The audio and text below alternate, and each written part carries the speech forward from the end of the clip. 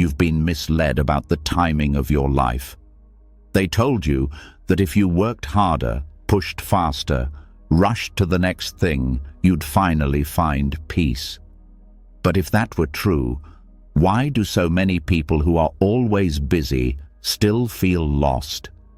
Why do you still feel anxious, restless, like you're running but never arriving? The truth is, life isn't a race to be won. It's a path to be trusted. And Buddhist wisdom holds the map. For centuries, the greatest teachers, Buddha, Nagarjuna, Dogen, uncovered the real secret to peace, patience, and perfect timing. Not through control or force, but through surrender, through faith in the unseen and trust in the unfolding. Tonight, as you listen to these teachings, something deep inside you will shift. The fear of being behind will start to fade. The weight of rushing will loosen its grip. You'll feel your breath slow, your mind soften, and a quiet trust will rise from a place you forgot existed. And when you wake up tomorrow, the world will feel lighter. You will walk slower, see clearer, feel freer. This isn't just another audio to drift off to. This is a doorway, a new way of living, a chance to finally trust the timing of your life, without fear, without pressure, without doubt. Are you ready? Let's begin. And now, as your breath softens and your heart opens just a little more, it's time to step deeper.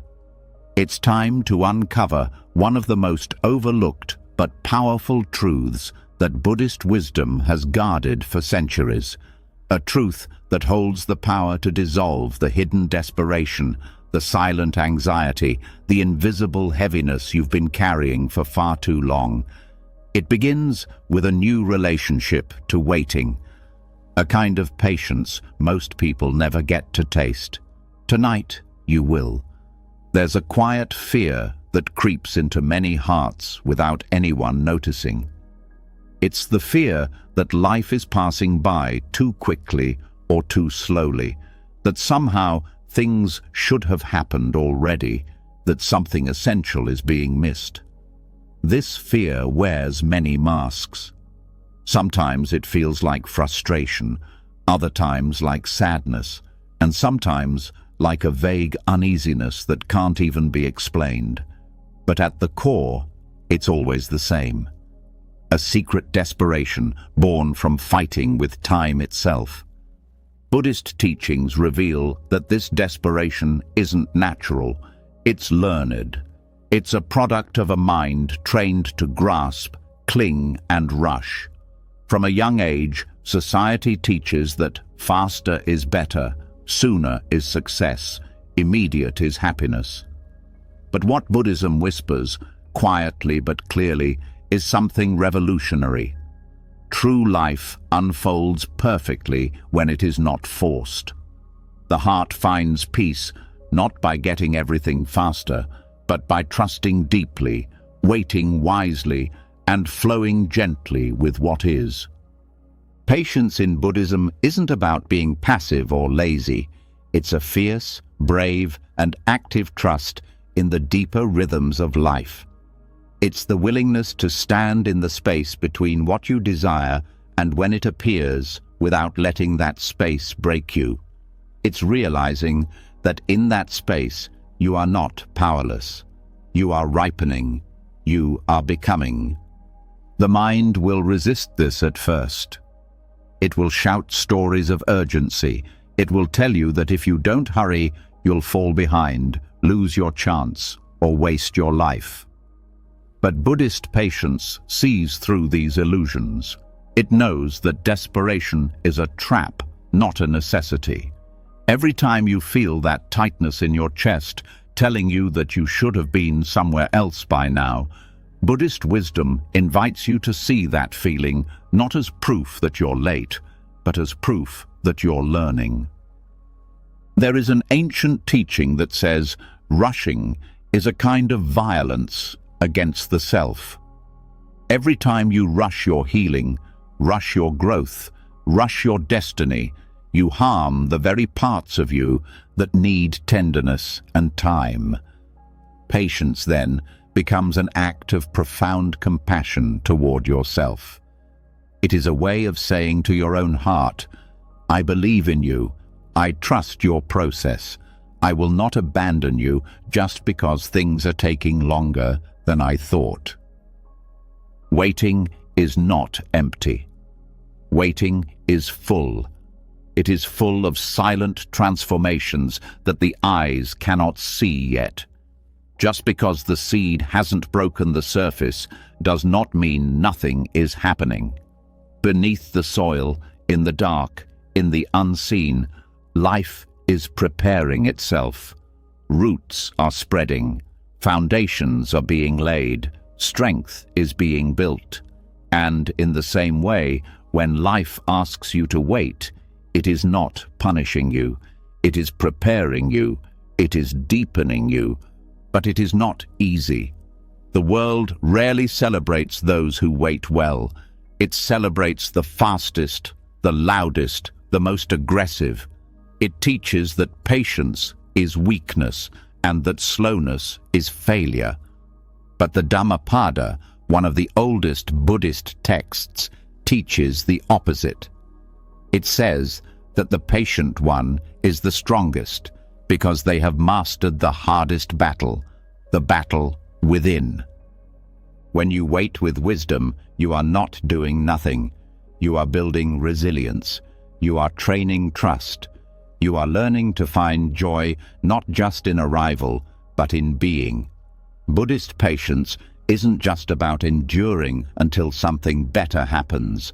It's about discovering that this very moment, even if it feels incomplete, is not a mistake. It is exactly where your soul needs to be. There's a soft power that grows when you surrender to timing. You start to see that desperation is not natural. It is manufactured by expectations. The mind says, it should be different by now. The heart, when allowed to speak, says, it's unfolding exactly as it should. Every breath you take without rushing strengthens this wisdom. Every moment you allow yourself to be fully present, even when things aren't happening on your timeline, grows an unshakable kind of peace. The Buddha taught that clinging is the root of suffering. What many people don't realize is that clinging to timing is one of the deepest forms of attachment. Clinging to the idea that your career should be further along, that your relationship should have appeared already, that your healing should be complete by now. This is the invisible trap that suffocates joy. Buddhist patience cuts through that trap. It frees you to live the life unfolding right in front of you, rather than the one you're constantly chasing. Think of the river that does not race to the sea, but flows steadily, carving mountains and nurturing valleys along the way. It never questions its pace. It trusts its path. Buddhist patience invites you to become like that river, moving, yes, but never frantic, trusting the journey even when the destination is not yet visible. One of the great paradoxes Buddhism reveals is that when you stop rushing, life actually moves faster in the ways that truly matter. Because you are no longer wasting energy fighting what is. You are no longer exhausting yourself in imaginary races against time. You are present, available, awake. And when you are awake, you see opportunities, insights, and blessings that a desperate mind would miss entirely. Waiting with wisdom also teaches you to love the subtle seasons of life. In spring, everything blooms and grows. In winter, everything rests and gathers strength. The tree does not panic when its leaves fall. It does not think it has failed. It knows that the bare branches are not a sign of death, but a preparation for deeper blooming to come. Buddhist patience sees your life the same way. It knows that seasons of waiting are not the end. They are part of the becoming. There will be moments when the urge to rush feels unbearable, when it feels like you can't stand one more second of uncertainty. These moments are the greatest teachers. They reveal where your trust is still fragile. They invite you again and again to choose faith over fear, to choose presence over panic, to choose the wisdom of waiting over the desperation of rushing. With each patient breath, you rewrite the story your mind tries to tell. You are no longer the victim of time. You are its student. You are no longer trapped by urgency. You are liberated by trust. Slowly, without even noticing at first, you become someone different, someone steadier, someone kinder, someone stronger than the storms of circumstance. Buddhist patience dissolves hidden desperations not by denying your desires, but by holding them gently. By recognizing that the things you long for are valid, but their timing is not always under your control. And that's not a flaw. It's a mercy. It means you don't have to bear the impossible burden of making everything happen at once. You can rest. You can breathe. You can trust. In Zen practice, there is a phrase, chop wood, carry water. It means that life is not about achieving extraordinary feats every day. It's about showing up, doing the simple work, trusting that even when nothing spectacular seems to be happening, something sacred is growing within you. Every moment you choose patience over panic, you are watering the seeds of your future peace. The hidden desperations that eat away at joy lose their power when faced with true patience, because desperation says, "I must have it now, or I will be broken," while patience says, "Even without it, I am whole." Desperation says, "Time is running out," while patience says, "Time is carrying me exactly where I need to be." Tonight, as you let these words sink into your mind and heart, feel the weight of urgency start to melt away. Feel the tight fists of anxiety start to open. Feel yourself being cradled by something older and wiser than the mind's frantic plans, the deep, slow, unshakable rhythm of life itself. Tomorrow will come in its own time. Healing will unfold in its own time. Love, success, peace, they are all seeds already planted. Your job is not to yank them out of the soil to check their growth. Your job is to trust the rain, trust the seasons, trust the waiting. And as you drift deeper into sleep tonight, let this truth settle quietly into your being. You are not late. You are not lost. You are not forgotten. You are right on time. And as the truth of patience softens the restless corners of your heart, something even deeper begins to awaken. It's the quiet, almost hidden knowing that life is never still. Even when it looks like nothing is happening, something is always moving beneath the surface. There is an ancient rhythm carrying you forward without your constant pushing. And tonight, you are going to step even closer to that rhythm. You are going to remember the silent work of the universe that never stops working on your behalf. There's a part of you that wants proof. Proof that your efforts matter. Proof that your kindness wasn't wasted. Proof that your struggles weren't for nothing. It's natural to want to see the fruits of your labor as quickly as possible. But Buddhist teachings invite you into a different kind of seeing, one that doesn't rely only on what the eyes can detect.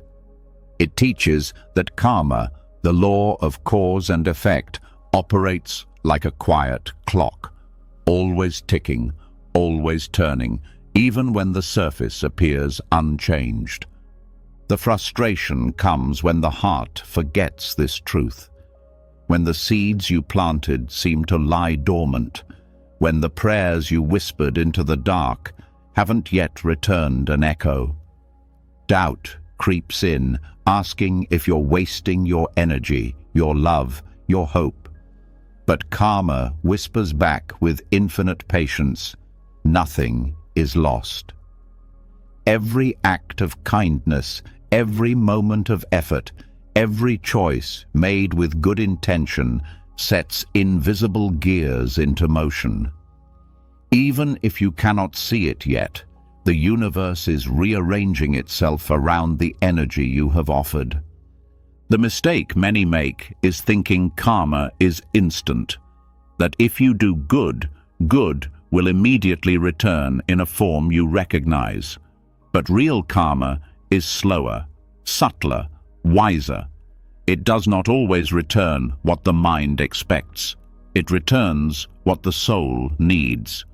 Sometimes the reward is not in getting what you asked for, but in becoming someone stronger, freer, and wiser through the act of giving, trying, hoping.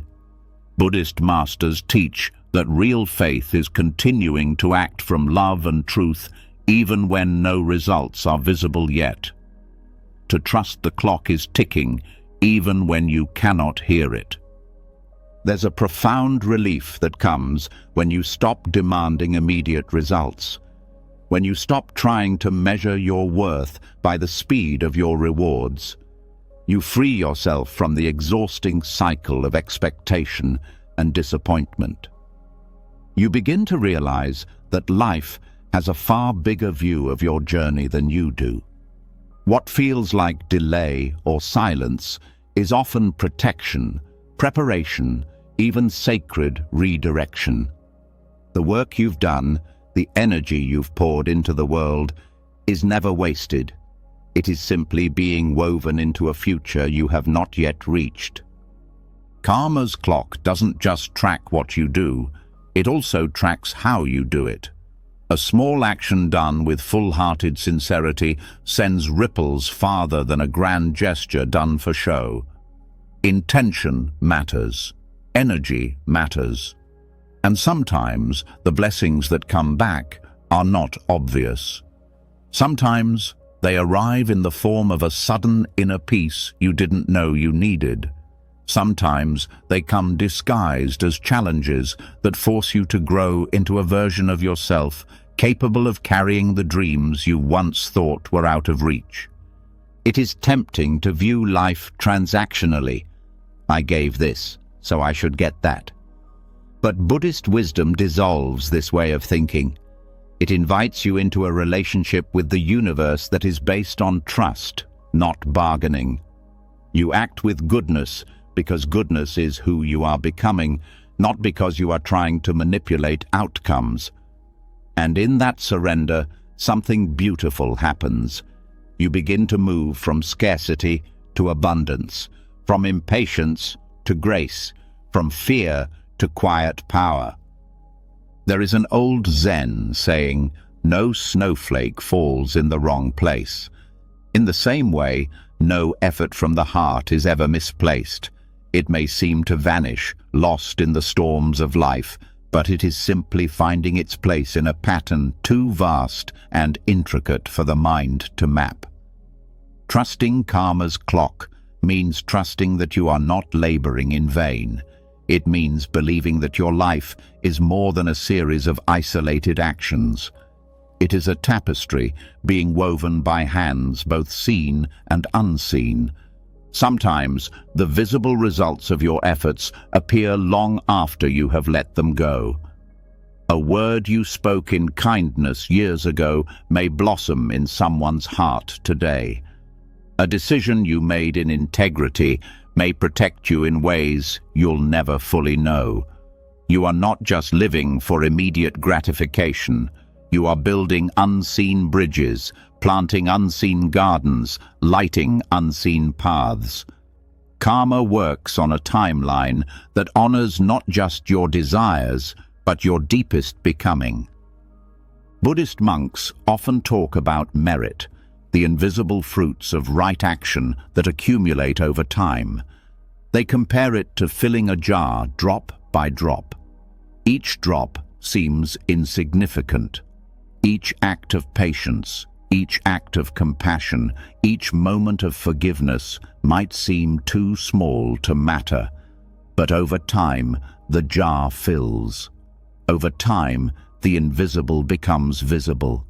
Over time, the work you thought had been forgotten shines back at you in ways that leave you humbled and amazed. Learning to trust karma's clock also means learning to let go of the need to control how or when the fruits arrive. The universe knows things you do not. It sees dangers you are blind to. It sees opportunities you are not ready for yet. When your efforts seem unrewarded, it is not because they were wrong. It is because the soil is still deepening, the conditions are still aligning, the roots are still strengthening. Trusting this process requires surrender, a kind of quiet heroism that few talk about, but that transforms lives from within.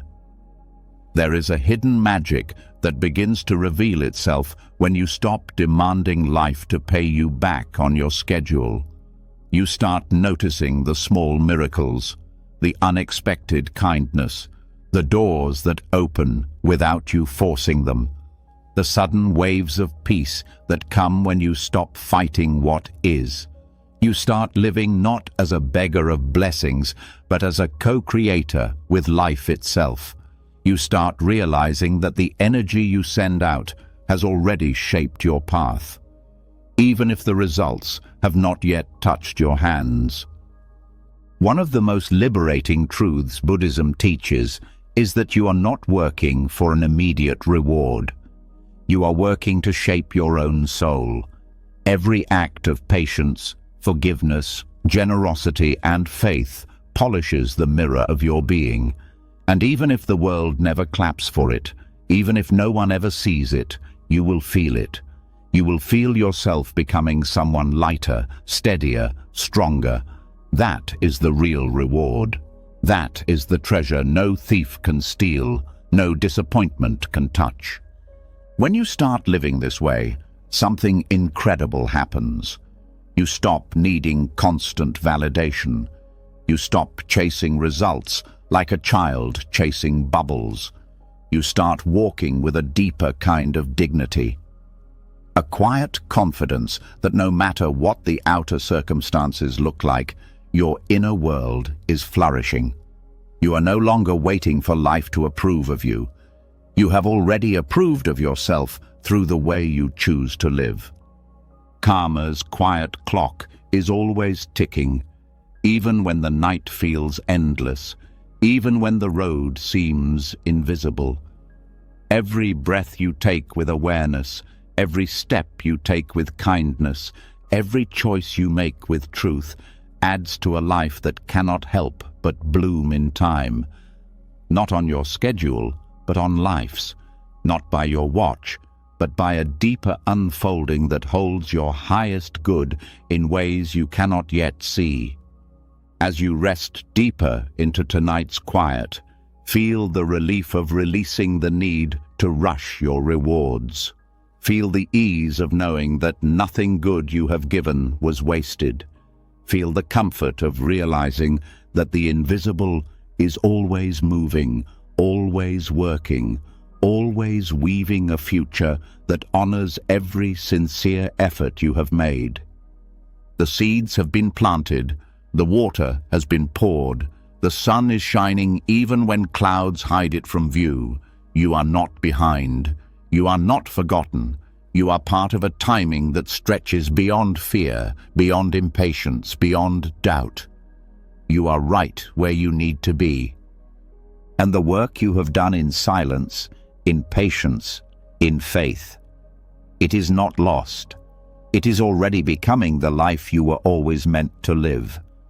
And as you begin to trust that life is already working on your behalf, even when you can't see it, another deep shift begins.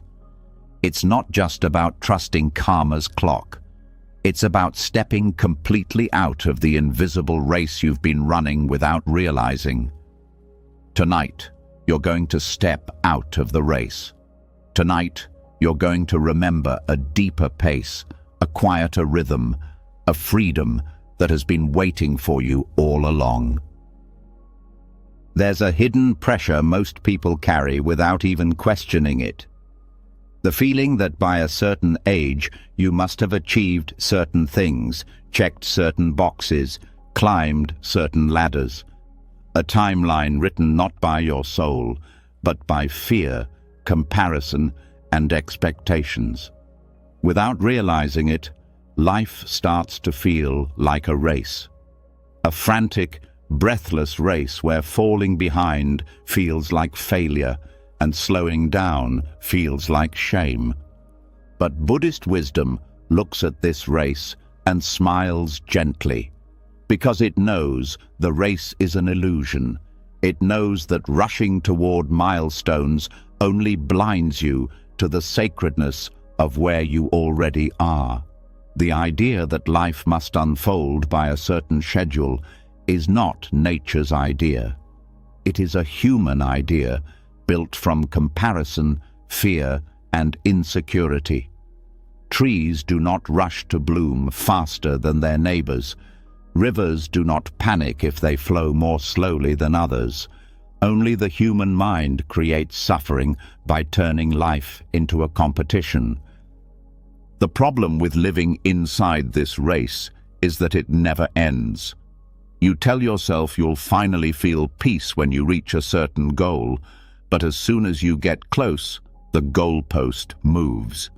The mind says, "Not enough, not yet, keep running."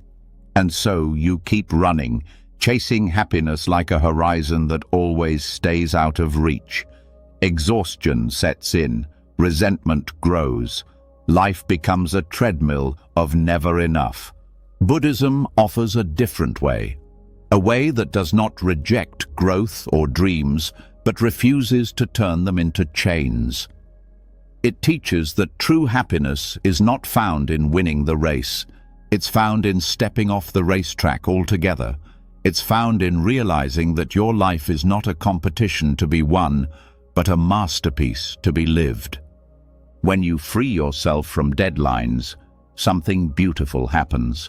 You start moving at the pace of truth, not fear. You begin making decisions based on wisdom, not panic. You find that the real treasures of life, peace, joy, connection, depth, are never located at the finish line of some imagined race. They are always here, now, hidden in the moments you used to rush past. There is a Tibetan teaching that says, if you miss the present moment, you miss your whole life. That is the real tragedy of the race mindset. It robs you of your life while convincing you that you're working hard to earn it. It makes you sprint past the sunsets, the laughter, the quiet triumphs, always chasing a future that never quite satisfies when it arrives. Stepping beyond deadlines doesn't mean you stop dreaming or working hard. It means you stop tying your worth to how quickly things happen. It means you start trusting that your path is your own, incomparable to anyone else's. It means you honor the sacred timing of your own blooming, no matter how different it looks from the timelines you've been handed. It's easy to forget that every person's path is different. Some flowers bloom in spring, some in summer, some not until the first frost. Some lives unfold in early triumph, others unfold in a slow, breathtaking crescendo. There is no single right timeline. There is only the unfolding that is right for you. Comparison feeds the illusion of the race. It tricks you into thinking you are behind because someone else got there first. But Buddhism teaches that comparison is one of the roots of suffering, because no two beings are the same, no two journeys are the same. To compare timelines is like comparing the sunrise and the sunset. Both are beautiful, both are necessary, both unfold exactly when they are meant to. Every time you release the belief that you are late, something inside you relaxes. Every time you step out of comparison, you reclaim a piece of your peace. Every time you stop treating your life like a series of deadlines, you come back to the simple, sacred truth. You are alive now, and that is enough. One of the greatest teachings of Buddhism is the understanding of non-striving. Non-striving doesn't mean apathy. It doesn't mean giving up. It means acting from a place of joy, curiosity, and love, not from desperation, fear, or pressure. It means doing your best and releasing the need to control the timing of the results. It means trusting that the work itself is enough without tying your self-worth to how fast things happen. When you stop racing, you start living. You begin to notice the small things again, the warmth of the sun on your skin, the kindness in a stranger's eyes, the quiet beauty of a simple meal. These are the moments that real life is made of, not the trophies, not the milestones, but the unnoticed, sacred pauses that the race made you too blind to see. Stepping beyond deadlines also heals a deep wound in the heart, the wound of never feeling enough. As long as you live by external timelines, you will always feel you are failing, falling behind, running out of time. But when you step out of that illusion, you begin to see that you were never behind. You were simply blooming in your own perfect season. There is a saying in Zen, when walking, walk, when eating, eat. It sounds simple, almost too simple, but within it lies a revolutionary truth. Presence is more powerful than progress. Being fully where you are is more important than rushing to where you think you should be. The greatest victories are often invisible to the outside world. The victory of staying gentle in a harsh moment. The victory of choosing patience over panic. The victory of honoring your own pace when the world demands speed. You are allowed to slow down. You are allowed to rest. You are allowed to trust that you are not missing your life by moving slower. You are actually finding it. You are allowed to let go of the deadlines that have become cages. You are allowed to breathe deeper than the world's expectations. The truth is, life is not a straight line.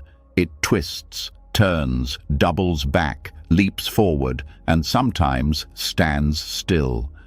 Growth is not always visible. Progress is not always linear. Sometimes what looks like stillness is the deepest movement of all. Sometimes what looks like delay is life gathering its forces to launch you into a destiny far greater than the one you were racing toward. When you release the illusion that life is a race, you stop measuring your days by how much you achieve and start measuring them by how much you truly live. You start valuing peace over productivity, depth over speed, authenticity over appearances.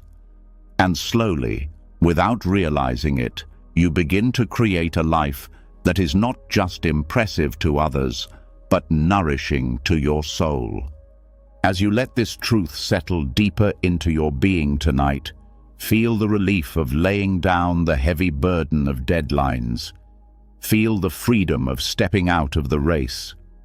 Feel the joy of knowing that you are allowed to be fully present right where you are, without rushing, without comparing, without apologizing. You are not here to outrun anyone. You are not here to meet someone else's schedule. You are here to unfold in your own sacred time, to live your own sacred story, to walk your own sacred path. And as you rest deeper into this truth, remember, there is no race, there is no finish line, there is only now, and now is enough. And now that the weight of racing has started to fall away from your shoulders, there's something even deeper waiting to be discovered. It's not just about stepping out of the race, it's about learning to move with life in a new way, not rushing ahead, not holding back, but finding a rhythm so natural, so wise, that peace becomes your default, no matter what is happening around you. There's a subtle tension that lives inside almost everyone. The urge to speed things up when fear creeps in. The temptation to delay things when doubt whispers in your ear. It's easy to swing between extremes, pushing too hard when you feel anxious, hesitating too much when you feel afraid. But Buddhist wisdom points to a different way, a middle way, a way of living where you no longer fight the flow, but you also don't abandon your role in it. The middle path of timing teaches that life is not about forcing or freezing. It is about moving with awareness, acting when the moment is ripe, pausing when it is not. It's about recognizing that life itself has a current, and your task is not to control it, but to feel it, to dance with it, to trust it. When you rush, you try to outrun your own becoming. You try to yank fruit from a tree whose roots are still growing, and what you get is not ripe sweetness, but bitterness. When you withhold, you deny yourself the courage to step into new opportunities, clinging to false safety. And what you get is not peace, but stagnation. Both rushing and withholding are ways of resisting life's natural unfolding. Both create suffering. The middle path asks something more courageous from you. It asks you to stay awake enough to sense when to move and when to stay still. It asks you to listen not to fear, not to pressure, but to the subtle voice of wisdom that knows when the soil is ready for planting, when the river is ready for crossing, when the door is ready to be walked through. Learning this balance is not easy. The mind craves certainty. It wants guarantees that if you act now, you will be rewarded, or that if you wait long enough, everything will become safe. But life does not operate on the mind's terms. It moves in rhythms far deeper than logic. Trusting those rhythms requires humility. It requires admitting that you are not the master of time, but its participant. When you start walking the middle path of timing, life begins to feel different. There's less fear, less grasping, less regret. You start noticing that many of your greatest mistakes came from either rushing into things your heart wasn't ready for, or holding back from things your soul was calling you toward. Wisdom grows in the space between those two extremes. Wisdom grows where patience and courage meet. The middle path teaches that action is sacred when it arises from clarity, not compulsion. Waiting is sacred when it arises from readiness, not fear. In every moment, life invites you to tune in, to ask not, "What should I be doing?" but, "What is true right now?"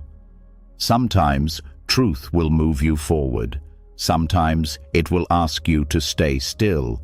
Both are progress when they come from alignment. Rushing often comes from a fear of missing out, a fear that if you don't grab something now, it will slip away forever. But Buddhist wisdom reminds you that what is truly meant for you cannot be lost by missing a moment. What is meant for you will not require you to betray your own timing to receive it. It will align when both the inner and outer conditions are ready. Withholding, on the other hand, often comes from a fear of failure. A fear that stepping forward will expose you to loss, pain, or embarrassment. But the middle path reminds you that growth always requires risk, that sometimes the doorway to your next becoming looks like uncertainty. Waiting for perfect safety is like waiting for a day without clouds. Beautiful in theory, but impossible in practice. There is deep freedom in learning that you do not have to live at the extremes. You do not have to live with your foot on the gas or the brake. You can live in the flow. You can act from presence, not panic. You can rest from wisdom, not avoidance. The middle path of timing is not a static place. It is alive. It is sensitive. It requires you to stay tuned to your own soul the way a sailor stays tuned to the wind and the tides. Some days the call will be to move boldly. Some days the call will be to root deeper where you are. Your task is not to force one or the other, but to listen carefully and act accordingly. In Buddhism, the symbol of the middle path is often compared to tuning a stringed instrument. If the string is too tight, it will snap. If the string is too loose, it will not make music. Only when it is tuned just right will it sing. Your life is the same. Too much pressure and you burn out. Too much delay and you stagnate. Balance is where your soul begins to sing. This balance is not a one-time achievement. It is a daily, even moment-by-moment practice. It requires honesty with yourself. Am I acting from fear right now? Am I waiting out of wisdom or out of avoidance? Am I moving forward because the moment is ripe or because I am impatient? Am I staying still because the ground needs more preparing or because I am afraid of change? These questions are not criticisms. They are invitations. They are doorways back into deeper alignment. Walking the middle path also teaches compassion for yourself and for others. You stop judging yourself harshly for not being faster or braver or more decisive. You recognize that everyone is learning how to feel their way through life's currents. You begin to trust that missteps are not failures, but part of the tuning process. You allow yourself to adjust, to learn, to grow without shame. The middle path asks you to hold your dreams lightly, not to abandon them, but not to strangle them either. To plant them like seeds, to water them with action when the time is right, and to trust them enough to let them grow without constant interference. Dreams, like gardens, need both attention and space. The balance between action and surrender is what allows them to bloom. When you find yourself feeling anxious, pressured, frantic, it is often a sign that you have leaned too far into rushing. When you find yourself feeling stuck, restless, heavy, it is often a sign that you have leaned too far into withholding. These emotions are not enemies, they are signals. They are invitations to recenter yourself, to come back to the middle, to ask again, what is true right now? The middle path is not about perfection. It is about presence. It is about noticing when you have drifted toward extremes and gently, without judgment, returning to balance. It is about trusting that even when you lose your way, the way never loses you. It is about remembering that timing is not a punishment, but a partner. That life is not against you when things move slowly, nor when they move swiftly. Life is with you, always, if you are willing to move with it.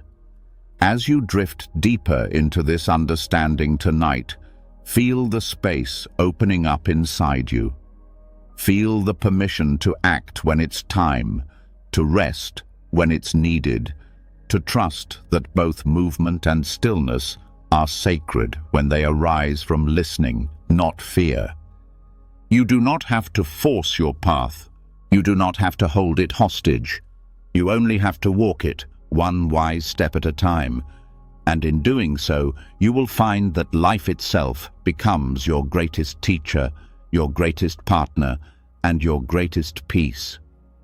And now, as your heart starts learning the gentle art of balancing movement and stillness, there is a quieter, even deeper truth waiting to be felt. It's the understanding that even when you act wisely, even when you stay aligned with the middle path, some things still require time that cannot be rushed. No matter how much effort you bring, there is an ancient rhythm underneath everything that you must learn to trust. Tonight, we step fully into that trust. There is a secret impatience that hides inside even the calmest faces, a silent craving that asks, when will my work pay off? When will my healing finish? When will my love, my peace, my dream finally arrive? It's a question whispered in lonely hours, a question that carries a heavy sadness when the answer seems too far away. And yet, the teachings of Buddhism offer a quiet, radical answer. The fruit ripens on its own. No amount of force, no amount of worrying can make it come before its time. The tree does not stare at its branches in frustration, demanding the blossoms open faster. The river does not shout at the mountains to move out of its way. Nature is never in a hurry, yet everything gets accomplished. There is a wisdom woven into the very fabric of existence, the slow, patient, inevitable unfolding of all things when the conditions are right. This is not laziness. This is not passivity. This is trust in the deeper alchemy that turns unseen effort into visible transformation. Buddhist practice teaches that every action you take with pure intention plants a seed. Every breath taken in mindfulness waters it. Every small choice toward truth and compassion nourishes it. But you are not in charge of when it breaks the surface. You are not in charge of how fast it grows. You are the caretaker, not the clockmaker. Your job is to tend the soil, not to yank at the sprouts. When you start to live this way, a new kind of peace takes root in you. A peace that doesn't rise and fall with results. A peace that isn't dependent on visible success. A peace that trusts that unseen forces are always at work and that your role is sacred, even if the rewards are invisible for now. This is one of the greatest tests of trust, to continue showing up for your life without needing immediate proof that it's working, to keep speaking kindly even when others are silent, to keep showing up to your practice even when it feels dry, to keep believing in growth even when all you see are bare branches. The slow alchemy of effort and nature cannot be hurried, no matter how noble your intentions. The sun does not rise faster because you beg it to. Healing does not complete itself faster because you grow impatient. Love does not bloom more quickly because you demand it. Every deep, meaningful thing in life grows according to its own rhythm, not yours. And strangely, this is what makes them precious. If everything came the moment you asked for it, it would lose its depth. If every dream was granted instantly, it would lose its power to shape you. It is the waiting, the tending, the growing in unseen ways that prepares you to actually receive what you long for without being crushed by it, without losing yourself in it. There is an old Buddhist story about a man who pulled at the sprouts in his garden to try to make them grow faster, only to kill them. The lesson is clear. Some things cannot be forced. Some things can only be allowed, and your life, your healing, your becoming is one of those things. When frustration rises because the fruit has not appeared yet, Buddhist wisdom invites you to return to presence, to remember that each moment spent in sincerity, in compassion, in right effort, is already fulfillment. You are not preparing to live. You are living now. You are not waiting for your real life to start. It has already begun. There's a quiet courage needed to live this way. The courage to trust that slow growth is still growth. The courage to believe that unseen change is still change. The courage to let go of needing constant reassurance and to instead root yourself in the simple, solid trust that nature's timing is wiser than your own. Effort is not wasted because results are delayed. Love is not lost because it is not immediately returned. Healing is not failed because it does not move in straight lines. The work you are doing in the invisible places, in your thoughts, in your habits, in your prayers, is shaping your destiny even when no one, including yourself, can yet see the full picture. The fruit ripens on its own. It does not need your anxiety to push it forward. It needs your steady care, your patience, your willingness to stay faithful even when doubt gnaws at the edges of your heart. You do not need to give up because the harvest has not arrived. You do not need to despair because the tree looks bare. You are not being punished by the slowness. You are being shaped by it. You are being invited into a deeper trust, a trust that will serve you far beyond this particular season of waiting. When you stop trying to rush the ripening, you start noticing the beauty of the process itself. You start seeing how each small step matters, how each morning you choose peace over panic adds a layer to your strength, how each act of forgiveness, even when it feels unnoticed, polishes your soul. How every choice to show up, to breathe, to believe becomes part of the invisible roots that one day will bear visible fruit. And even when the fruit does come, Buddhist wisdom teaches that it is not the end point. It is simply another beginning, another cycle of planting, tending, waiting, trusting. Life is not a straight line leading to a final reward. It is a spiral, an ever-deepening dance of effort and surrender, action and trust, offering and receiving. This way of living frees you from the endless hunger for quick fixes. It frees you from the shallow culture of instant gratification. It reconnects you to the deeper, older rhythms of the earth itself. Rhythms that know how to create mountains, oceans, forests without ever rushing, without ever doubting. There is a deep, ancient patience available to you, deeper than the mind's impatience, older than your fears. A patience that knows you are exactly where you need to be. A patience that smiles at the slow ripening of your soul. A patience that sees the invisible changes even when the world cannot.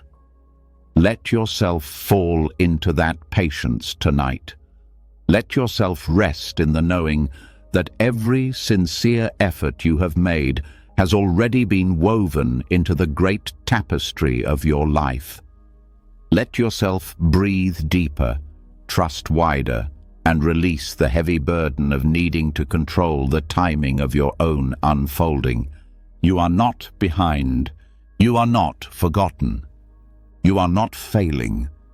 You are growing in ways too deep for the eye to see yet. And when the time is right, you will blossom in ways too beautiful to have been rushed. And now, as the deep patience of nature begins to settle into your heart, there is one more tender truth waiting to be seen. Sometimes, even with all the trust in the world, there is still a temptation to pick the fruit before it's ready, to rush your healing, to rush your wisdom, to rush your arrival. But tonight, you are going to let that urgency fall away. You are going to step into an even deeper freedom, the freedom of letting every lesson ripen in its own sacred time. There is a kind of quiet suffering that comes not from lack of effort, but from trying to force your own evolution. A voice inside that says, "I should have figured this out already. I should be over this by now. I should be further ahead." That voice carries a hidden violence. It pushes against your natural unfolding, turning growth into a battlefield rather than a journey. Buddhism teaches that true growth cannot be rushed, that every lesson in life arrives precisely when the heart is ready to receive it, not a moment earlier, not a moment later. Trying to rush your lessons is like trying to make a flower bloom by pulling at its petals. You don't help it, you destroy its ability to open naturally. This rushing comes from a misunderstanding.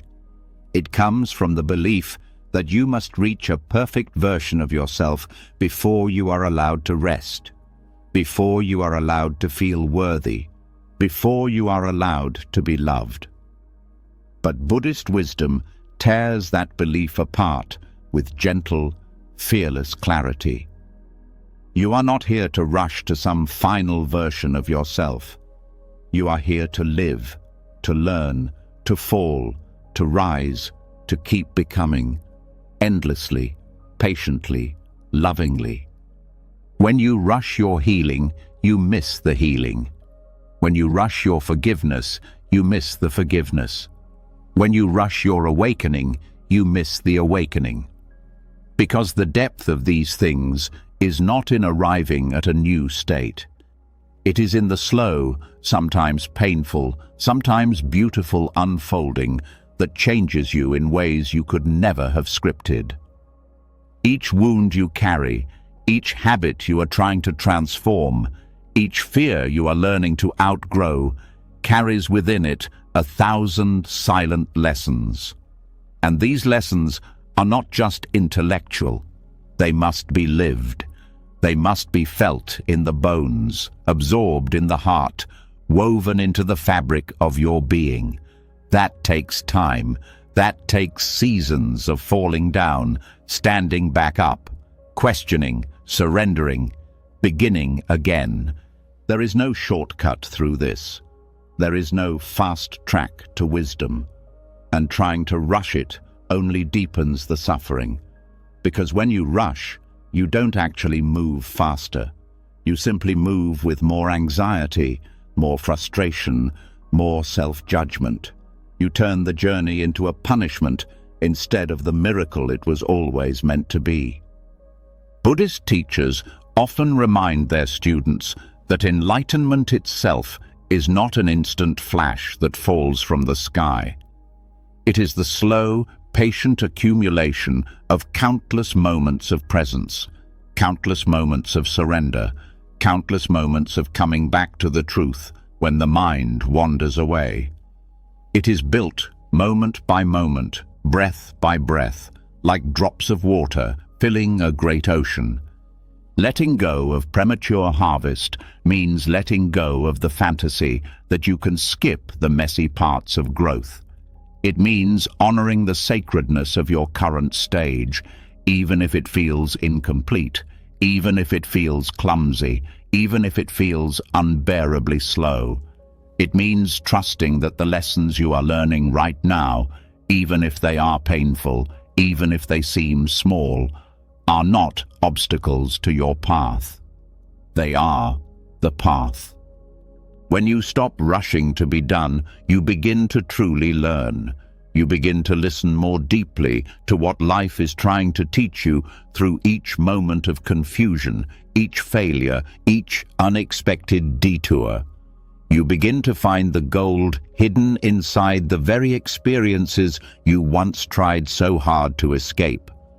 You realize that the goal was never to reach some final, polished version of yourself. The goal was always to live fully inside the unfolding, to meet each moment with openness instead of resistance, to greet each lesson with humility instead of impatience. There is a strange paradox here.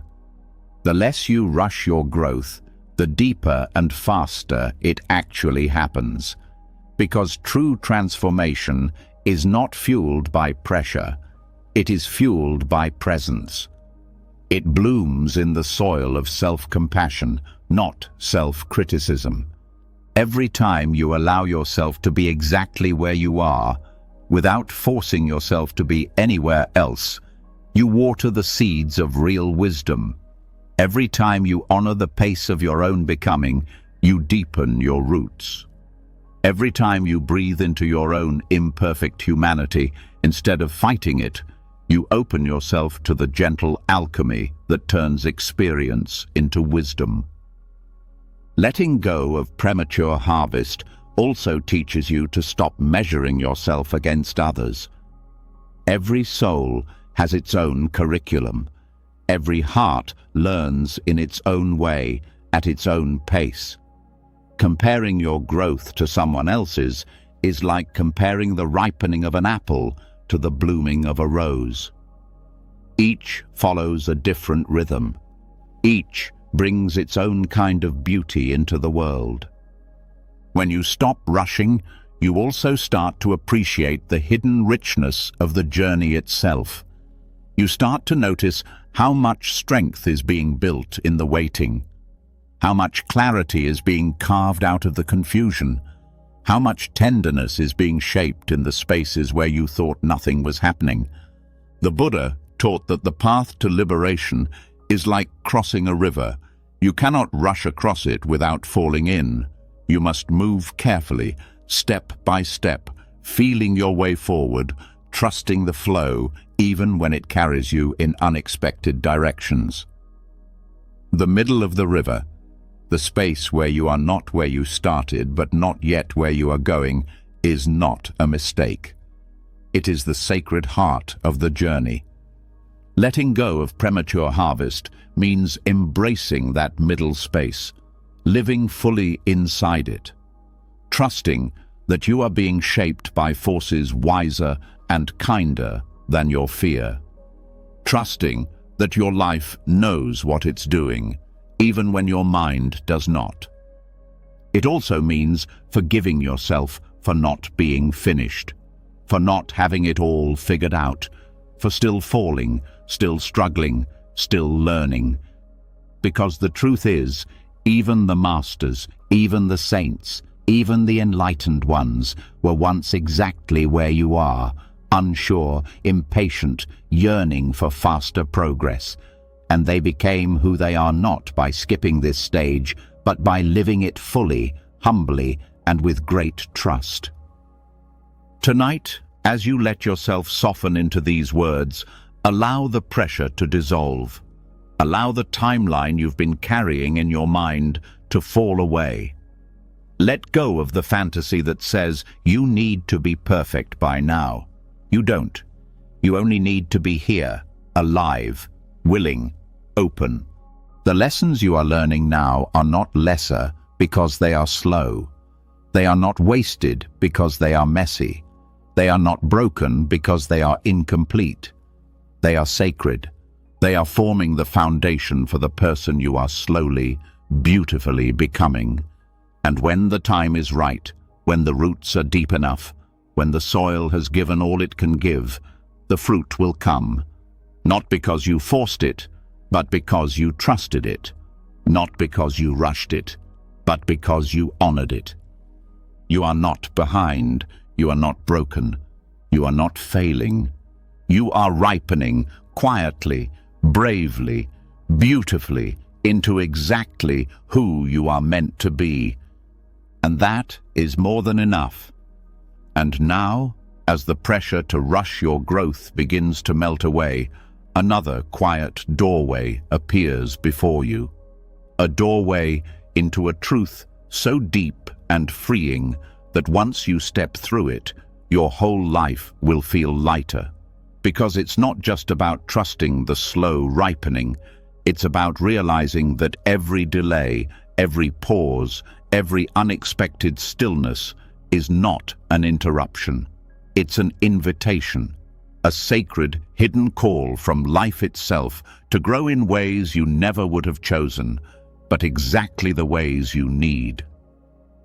There is a heavy sadness that comes when things don't move as fast as you hoped. A voice that asks, "Why isn't it happening yet? What am I doing wrong?" In those moments, it's easy to feel forgotten, overlooked, punished. But Buddhist wisdom teaches a different way of seeing. It teaches that delay is not the enemy. Delay is part of the teaching. Delay is often the very hand of Dharma, guiding you not away from your destiny, but deeper into it. Dharma, in its simplest form, means truth. It means the law of how things unfold, when you are in harmony with life, not fighting against it. And sometimes, the highest Dharma does not move at the speed of your plans. Sometimes, it moves at the speed of your soul's deepest readiness. Sometimes, it holds you back, not to harm you, but to protect you, to prepare you, to polish you into the vessel strong enough to hold the blessings that are coming. When you learn to see delay this way, something inside you softens. You stop seeing obstacles where there are actually opportunities. You stop seeing rejection where there is actually redirection. You stop seeing punishment where there is actually preparation. You begin to live with less bitterness, less fear, less resistance to the pauses and detours that life inevitably weaves into every journey. The mind loves to plan, to plot, to predict. It loves straight lines and clear maps. But real growth is rarely a straight line. Real growth curves, loops, dives, stalls and soars in ways the mind cannot anticipate. Real growth moves like a river, not a road. It meanders, it rests, it gathers strength in hidden pools before rushing forward again. Delay is part of that river's wisdom. It gives you time to gather strength you didn't know you needed. It gives you time to learn lessons you would have missed if everything had gone according to plan. It gives you time to meet parts of yourself that only reveal themselves when things slow down and force you to listen. Buddhist teachings remind us that impatience is often rooted in ego. The ego wants the reward now. The ego wants the path to be easy, linear, predictable. But the soul knows better. The soul knows that the deepest treasures are hidden behind the doors that only open with time, with humility, with surrender. When you experience a delay, you are being invited into a deeper relationship with trust. You are being asked to loosen your grip on how and when things should happen. You are being called to see with new eyes, to ask not, "Why is this happening to me?" but "What is this trying to teach me?" Sometimes delays protect you from consequences you cannot yet see. Sometimes they push you to build skills you will desperately need later.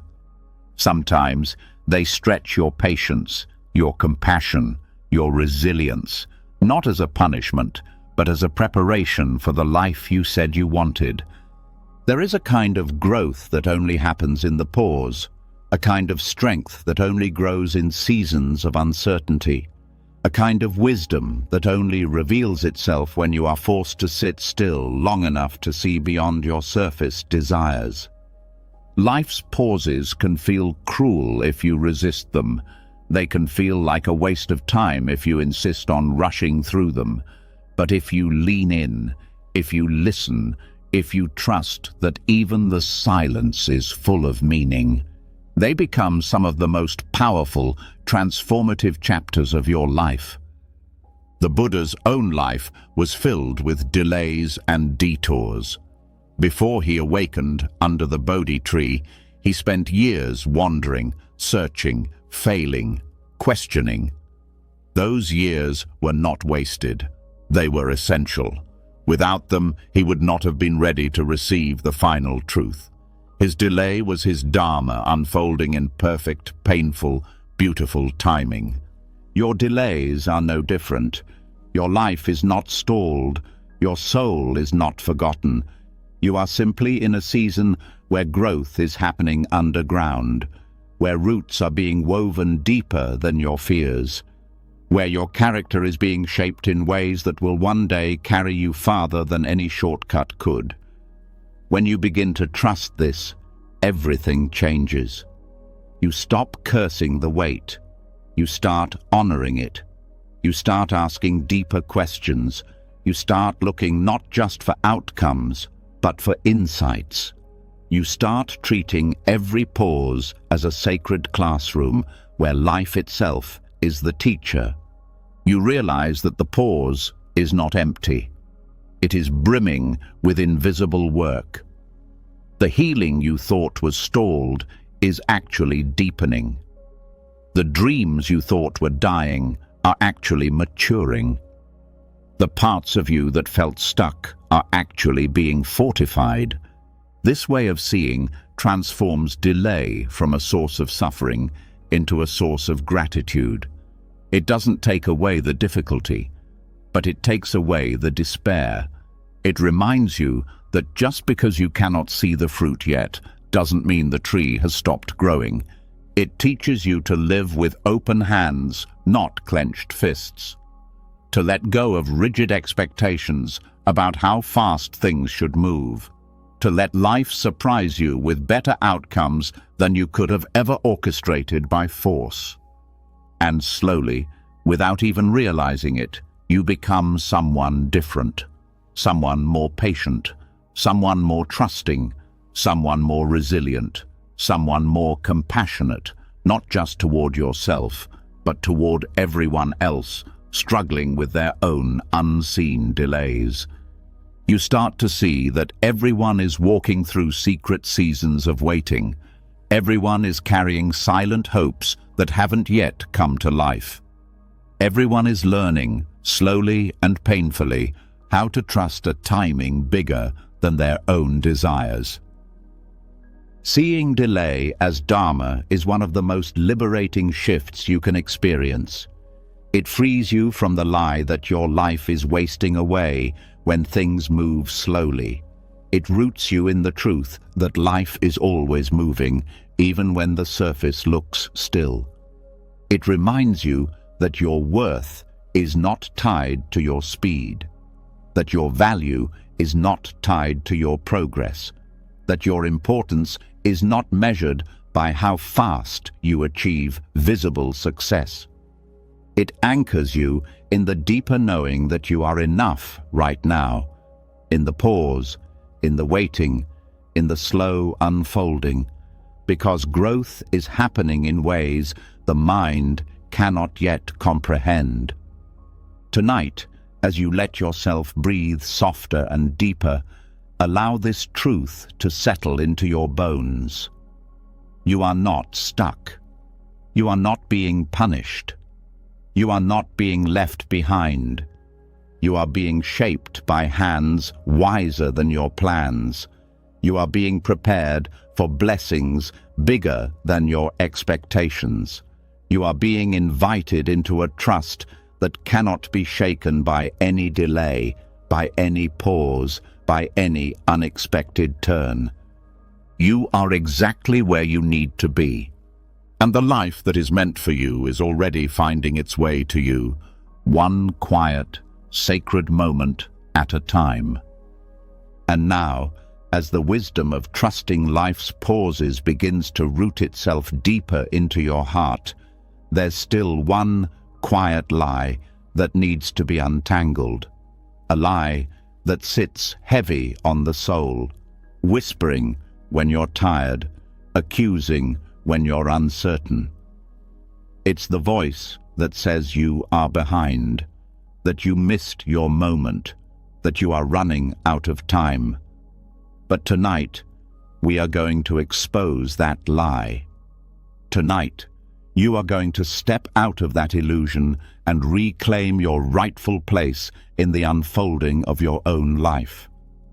There's a heavy sadness that creeps in when you measure yourself against invisible timelines, a feeling that somehow, somewhere, you took a wrong turn, that you should have achieved more by now, that everyone else has figured it out, while you are still wandering. It's a loneliness that no one talks about, but almost everyone feels. It's a weight made heavier by every birthday, every social media scroll, every whispered comparison. Buddhist teachings call this suffering what it really is: attachment to false ideas, the belief that there is one right timeline for success, one correct path for growth, one universal deadline for happiness. But the truth is, life does not operate on a conveyor belt. There is no master clock ticking against you. There is only the sacred, mysterious unfolding of each soul's journey, perfectly timed, even when it looks nothing like the stories you've been told. The idea of being behind is a trick of the mind. It's built on comparison, judgment, and fear. It's built on the illusion that you can measure the infinite, rich, messy experience of being human against a neat checklist of milestones. It's built on forgetting that every life blooms in its own season, for reasons far beyond what the mind can see. No tree looks at another and feels ashamed for blossoming later. No river judges itself for taking longer to reach the sea. Only humans, with our tangled expectations and learned insecurities, turn our lives into races we were never meant to run. When you believe you are behind, you disconnect from the richness of your own path. You stop seeing the gifts hidden in your particular journey. You start rushing past the small, beautiful things that are shaping you in ways no shortcut could ever replace. Buddhism teaches that suffering is not caused by circumstances alone. It is caused by the stories we tell about those circumstances. And one of the most painful stories is the story that says, "I am late, I am wrong, I have failed."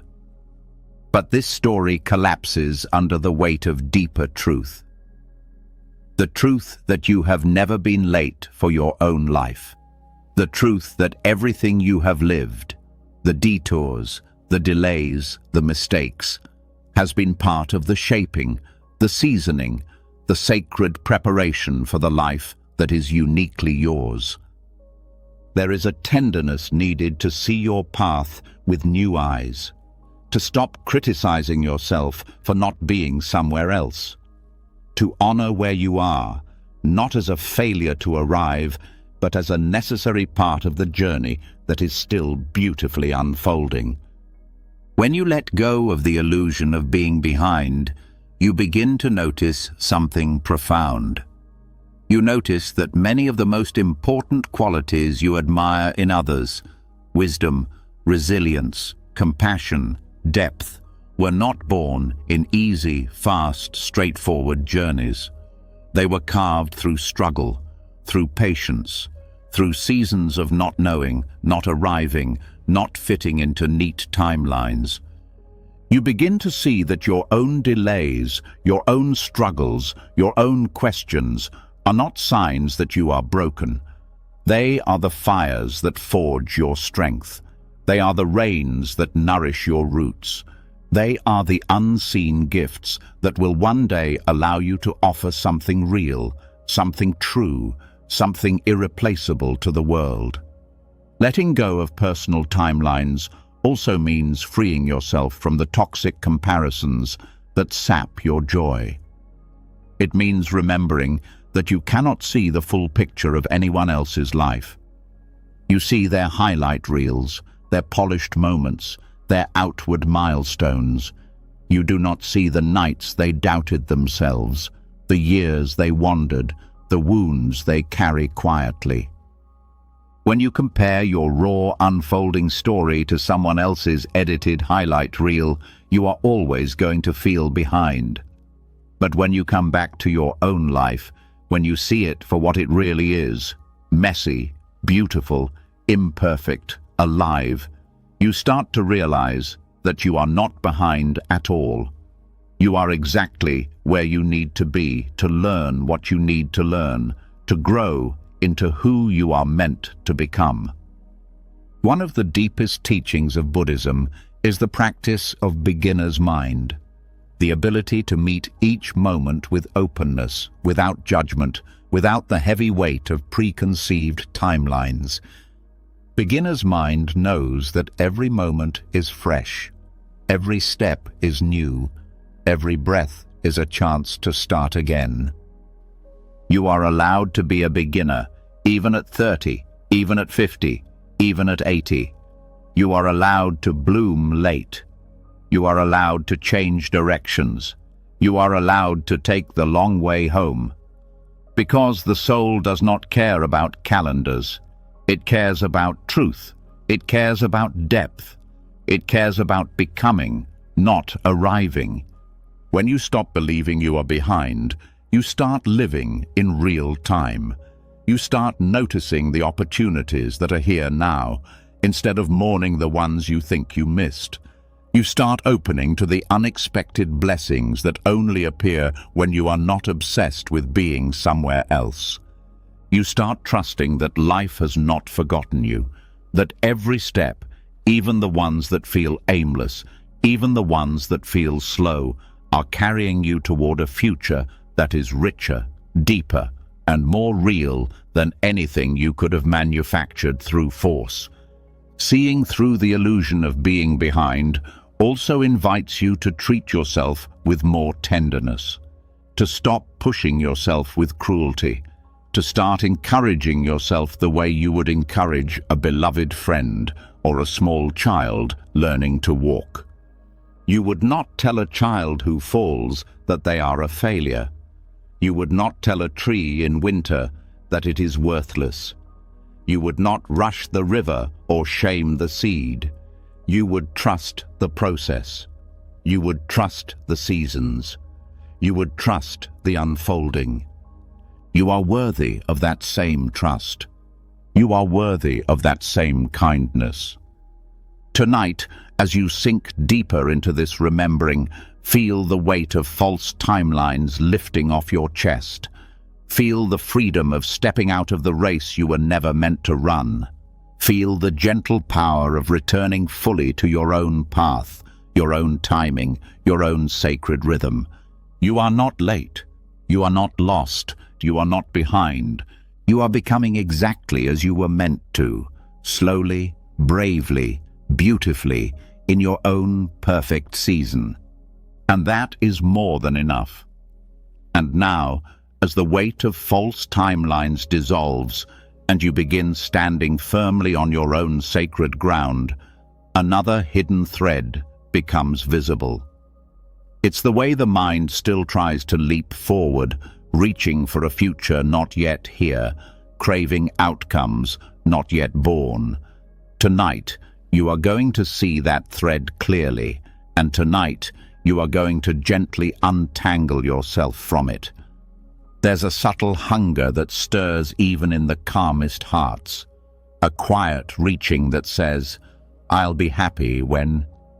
It's so soft, you might not even notice it at first. It hides inside ambition. It wears the mask of hope. But at its core, it's a craving, a tightness that traps you in a future that does not yet exist. And every time you lean too heavily into anticipation, you trade away the richness of now for the promise of someday. Buddhism teaches that attachment is the root of suffering. And one of the most seductive forms of attachment is anticipation, the belief that your peace, your joy, your worth will finally arrive once a certain outcome happens. It sounds harmless. It even sounds motivating. But underneath it lies a deep dissatisfaction with the present moment, a subtle refusal to fully be here because the mind is so busy bargaining with the future. When you crave future outcomes, you stop living your life. You start living in your mind's projections. You miss the small miracles unfolding right now because you are busy chasing images that haven't even formed yet. You miss the real work, the real love, the real peace that is only ever available here, now. Anticipation whispers lies to you. It says, just a little more, just a little further. Then you can rest, then you can breathe, then you can be happy. But no matter how many goals you reach, no matter how many dreams you touch, the craving does not vanish. It simply moves the finish line again and again, keeping true peace forever out of reach. This cycle is endless because it is built on a fundamental misunderstanding. The misunderstanding that fulfillment comes from what happens next, instead of how you meet what is happening now. Buddhist wisdom turns this misunderstanding inside out. It teaches that the quality of your life is not determined by what you achieve or acquire.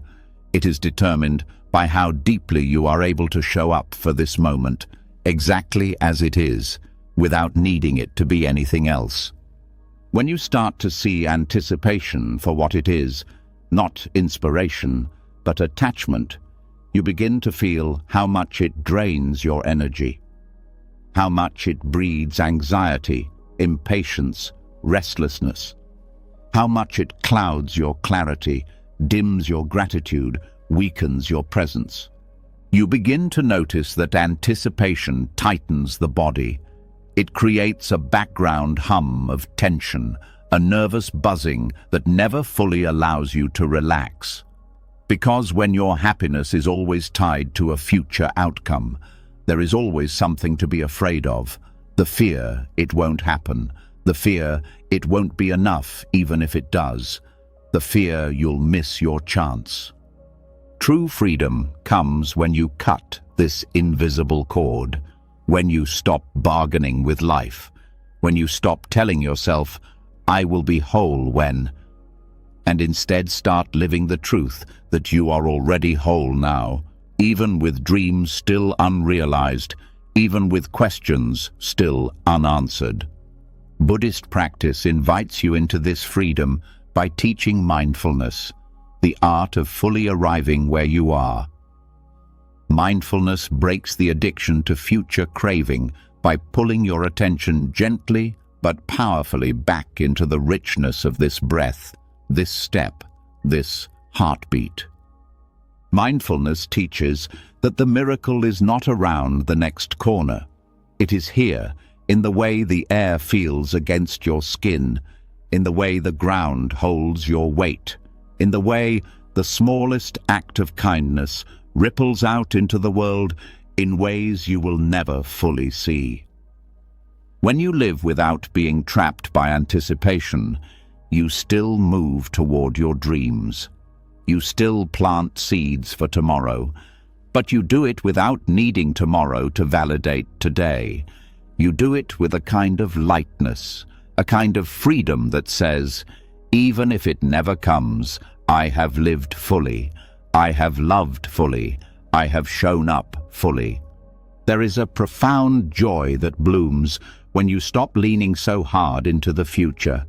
A joy that rises not because everything is perfect, but because you are finally here to witness the perfection already unfolding.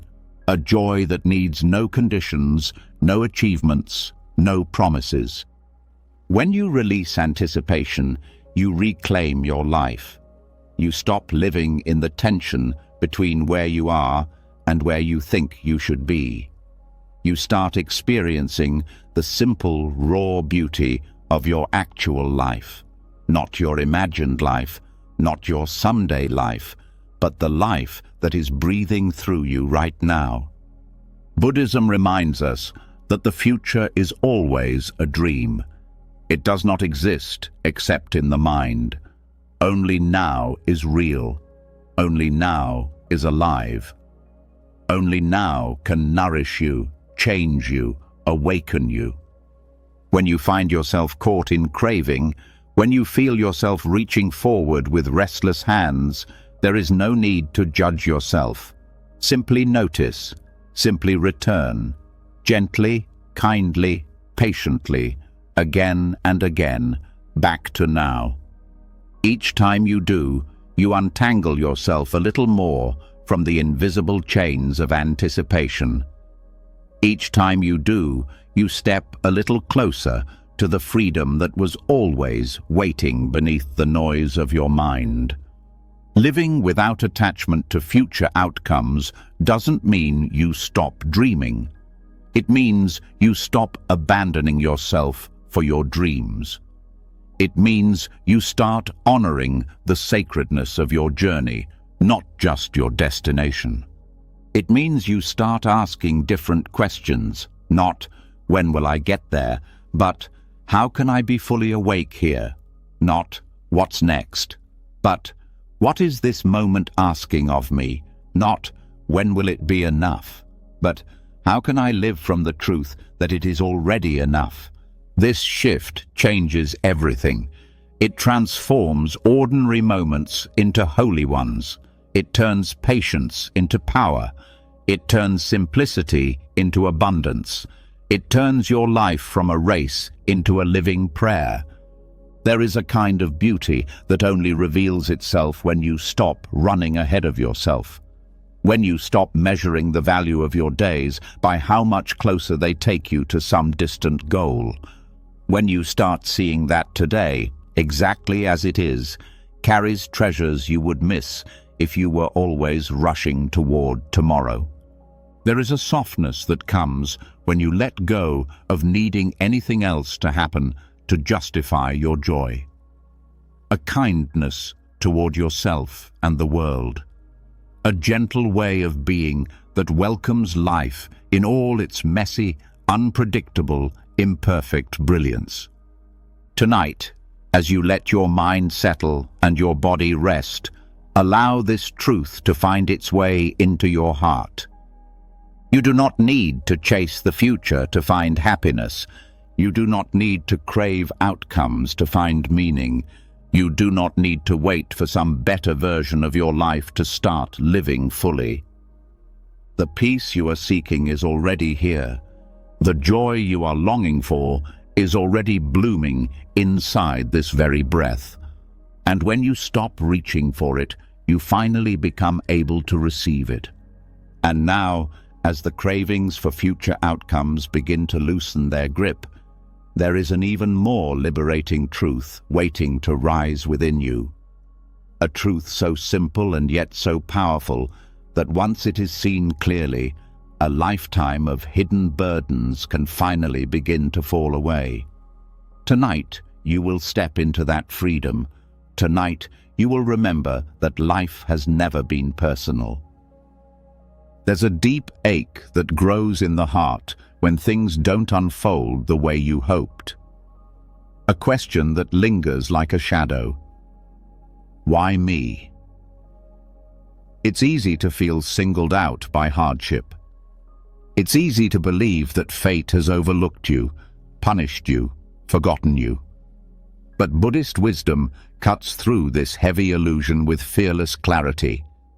Life's rhythm is not personal. The universe has no favorites. It also has no enemies. It simply moves by its own timeless laws, flowing without judgment, unfolding without bias. This understanding is not cold. It is not heartless. In fact, It is one of the most healing insights you can ever experience. Because once you realize that life is not targeting you, neither for suffering nor for reward, you are freed from the heavy chains of resentment, self-pity and shame. You are freed to meet life as it is, rather than through the distorted lens of personal injustice. The rains fall on the kind and the cruel alike. The sun rises for the lost and the found.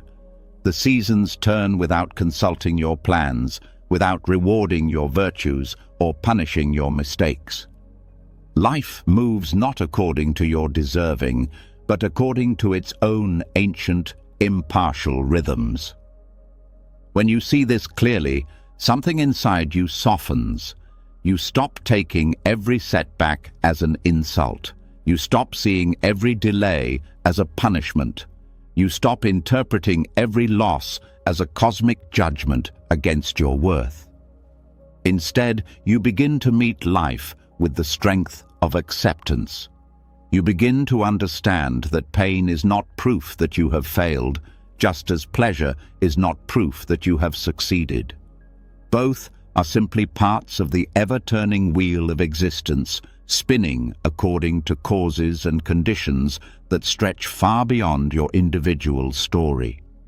In Buddhist teachings, this is the wisdom of understanding dependent origination, the realization that everything arises from countless interwoven causes and conditions. Your life, your challenges, your joys, your sorrows, all of it is the result of infinite factors, most of which you will never see or fully understand. It is not personal. It is not a moral verdict. It simply is. This way of seeing frees you from the exhausting need to find meaning in every misfortune. It frees you from the endless, painful questions of, "What did I do wrong?" or "Why am I being punished?" It invites you instead into a deeper, calmer inquiry. Given that this is here, how can I meet it wisely? It shifts your focus from blaming life to dancing with life, from fighting reality to flowing with reality, from demanding that the universe conform to your preferences to learning how to open, how to adapt, how to grow within the reality that actually is. There is a fierce kind of peace that comes when you no longer expect life to favor you, when you no longer waste your energy arguing with reality, when you no longer measure your value by how easy or hard your path appears compared to others. You start to see that life is not a courtroom where blessings are rewards and hardships are punishments. Life is a school. Life is a river. Life is a vast, intricate play of forces and elements that shape and reshape themselves endlessly, often indifferent to human plans, often oblivious to human fairness. And yet, within that indifference, there is a profound beauty. Because it means that no setback defines you, no failure stains you, no delay diminishes you. You are not your circumstances. You are how you meet them. You are the awareness that chooses compassion over bitterness, courage over despair, resilience over resignation. When you stop believing that life is personal, you also stop taking other people's actions so personally. You stop feeling so wounded by their failures to love you perfectly, to see you clearly, to honor you fully. You understand that just as the universe moves according to causes and conditions, so do people. They act from their own histories, their own wounds, their own blindness, not because you are unworthy, but because they are caught in their own unfolding. This seeing gives you space, space to breathe, space to forgive, space to let go. It doesn't excuse harm or deny responsibility, but it frees you from carrying every slight, every hurt, every disappointment like a stone on your back. You begin to realize that you are not at the center of everyone else's stories, and they are not at the center of yours. Each being is walking their own complex, beautiful, often broken path. Each being is shaped by forces stretching back generations, cultures, lifetimes. This does not make your suffering less real. It does not make your desires less important. But it does place them within a larger, more compassionate frame. A frame where you are allowed to grieve without feeling cursed, allowed to hope without feeling entitled, allowed to live without feeling victimized.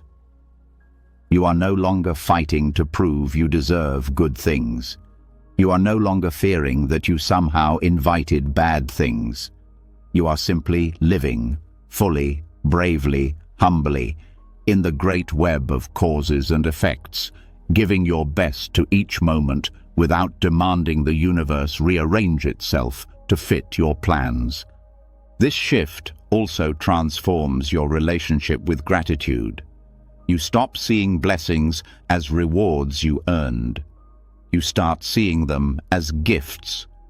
Gifts to be cherished, gifts to be shared, gifts to be received with humility rather than pride.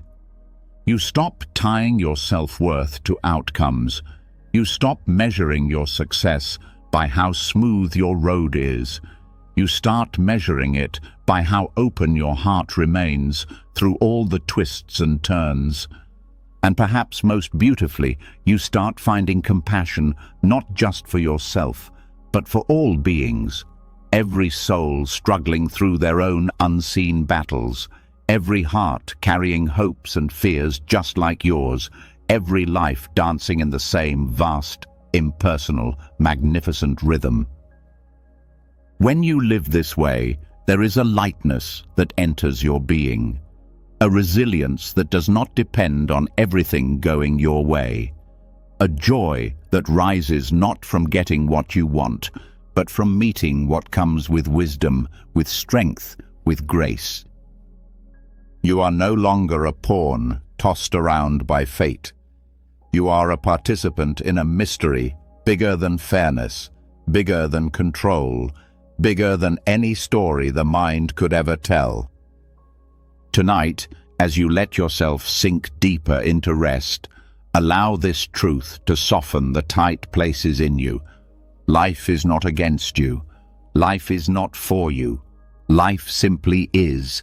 And within that vast, impartial dance, you are free to choose your response, free to offer your kindness, free to move with courage, free to live with a heart wide open. You are part of the rhythm. You are not forgotten by it. You are not separated from it. You are it, and you have always belonged. And now, as the truth settles deeper that life's rhythm is not personal but universal, something even more tender and powerful comes into view. Beyond the rush and resistance, beyond the victories and setbacks, there is a great wheel always turning. Tonight, you are going to step closer to that wheel. You are going to remember that life is not a straight path, but a series of sacred cycles, cycles that are not here to break you, but to carry you, renew you, and awaken you to a deeper way of being. There's a deep exhaustion that comes when you think life should only move upward, when you believe that success should be permanent, that love should be without loss, that happiness should be unbroken. The mind clings to the good and panics at the bad, always fighting the natural rhythms of existence. But Buddhist wisdom offers a softer, wiser way of seeing. It teaches that life moves through cycles, not by accident, but by necessity, and that trusting these cycles, rather than fearing them, is the secret to real peace. Samsara, the endless cycle of birth, death and rebirth, is not just some abstract cosmic concept. It is happening every day inside your own life. Joy is born, grows bright, fades. Loss arrives, stings deeply, softens. Renewal rises, sometimes unexpectedly, like a fresh wind after a long winter. This is not evidence that something is wrong. This is evidence that you are alive. When you resist these cycles, you suffer twice. First, from the inevitable changes themselves, and then from the belief that those changes are a failure. The truth is, nothing in this world is designed to stay the same. Not your body, not your relationships, not your achievements, not even your own thoughts and feelings. Everything is moving, shifting, dissolving, becoming something new. Trying to hold anything in place forever is like trying to hold water in your hands.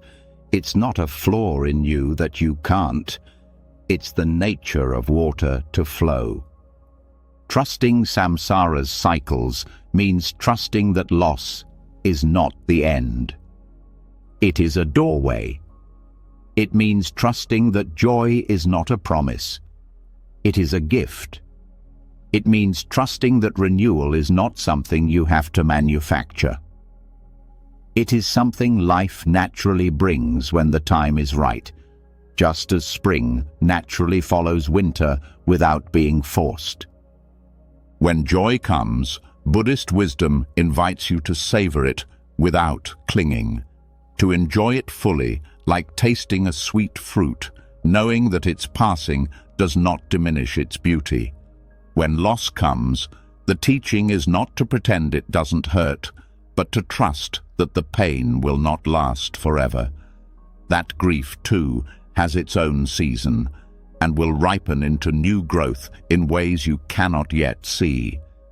This trust is not blind. It is built through living the cycles again and again, through seeing that even your hardest winters eventually softened, even your darkest nights eventually gave way to dawn. It is built by realizing that you have survived every loss you thought would break you, that you have found your way back to joy, even after forgetting it was possible. There is a deep humility that grows when you live in harmony with samsara's rhythms. You stop expecting life to conform to your preferences. You stop fighting reality every time it changes. You start flowing with the seasons of your own becoming, understanding that each has its own necessary gifts. Joy teaches you gratitude. Loss teaches you tenderness. Renewal teaches you resilience. Each cycle carves something precious into your soul that could not be learned any other way. When you are in a season of joy, let it fill you without fear. Let it soften your heart, open your hands, widen your vision. Do not cling to it or try to stretch it longer than its natural life. Celebrate it as you would celebrate the bloom of a rare flower, fully, fiercely, without demanding it stay forever. When you are in a season of loss, allow yourself to grieve without judgment. Let the sorrow move through you like rain softening the earth. Do not rush it. Do not shame it. Let it cleanse you, hollow you out in the ways you need to be hollowed, so that renewal has space to enter later. When you are in a season of renewal, move with the energy that rises. Follow the threads of possibility that appear. Trust that new beginnings are not betrayals of what came before, but natural continuations. Let yourself be surprised by your own capacity to begin again. Samsara's cycles are not punishments. They are the dance of life itself, a dance that includes steps of gain and loss, expansion and contraction, birth and death, sorrow and joy. You are not separate from this dance. You are part of it. Every rise and fall in your life is part of the great breathing of existence. When you see this clearly, you stop blaming yourself for things ending. You stop panicking when happiness fades. You stop thinking you have failed just because a chapter closes or a season shifts. You realize that you are not supposed to be permanently in bloom. You are supposed to be alive, fully, deeply, courageously alive through every season. This way of living brings a different kind of strength, a strength that is not brittle, not dependent on everything going your way, a strength that knows how to bend without breaking, how to grieve without losing hope, how to rejoice without grasping. It teaches you to meet each cycle with openness instead of resistance, to bow to the losses as deeply as you celebrate the gains, to trust that nothing is wasted, that every season is shaping you, deepening you, preparing you for the next unfolding. Buddhism reminds us that even the hardest winters have their secret work. Beneath the frozen ground, seeds are gathering strength. Beneath the bare trees, life is resting, readying itself for new growth. In the same way, even when your life feels barren, something essential is being woven beneath the surface. Something you will only understand fully later when the spring inside you stirs again. Trusting samsara's cycles also teaches compassion for others. When you see someone in joy, you celebrate with them without jealousy. When you see someone in loss, you grieve with them without pity. You know that you too have danced through those seasons. You know that all beings are spinning in the same wheel, rising and falling together, learning and unlearning, loving and losing, and loving again. Tonight, as you rest deeper into these truths, let the need to control the seasons of your life melt away. Let the fear of endings soften. Let the craving for perpetual happiness ease its grip. Trust that you are not failing because you are changing. Trust that you are not broken because you are grieving. Trust that you are not lost because you are in a winter season. You are exactly where you need to be in the dance, and life, in its mysterious, merciful rhythm, is still carrying you forward. You are not alone in the cycle. You are not forgotten in the turning. You are the dance itself, beautiful, temporary, eternal. And now, as you begin to trust the eternal turning of samsara's seasons, the rising and falling, the endings and beginnings, a new image begins to rise quietly from within the stillness. An image so ancient, so pure, that it holds the perfect mirror for your own sacred unfolding. Tonight, you will walk slowly into the heart of this symbol. Tonight, you will remember the deep wisdom of the lotus. There's a quiet power hidden in the life of the lotus. Unlike many flowers that burst into bloom quickly, the lotus takes its time. It grows in darkness first, its roots buried deep in mud, unseen by the world. It pushes slowly upward, through thick, murky water, for days, months, sometimes even years. And when it finally breaks the surface, it opens into breathtaking beauty. Not because it rushed, but because it allowed itself to grow at the pace life required. The story of the lotus is the story of every soul. It is the sacred reminder that real growth, real awakening, real strength never happens overnight. It happens slowly, almost invisibly, beneath the surface of things. It happens in the hidden places no one sees. It happens in the seasons of struggle, confusion, and quiet perseverance.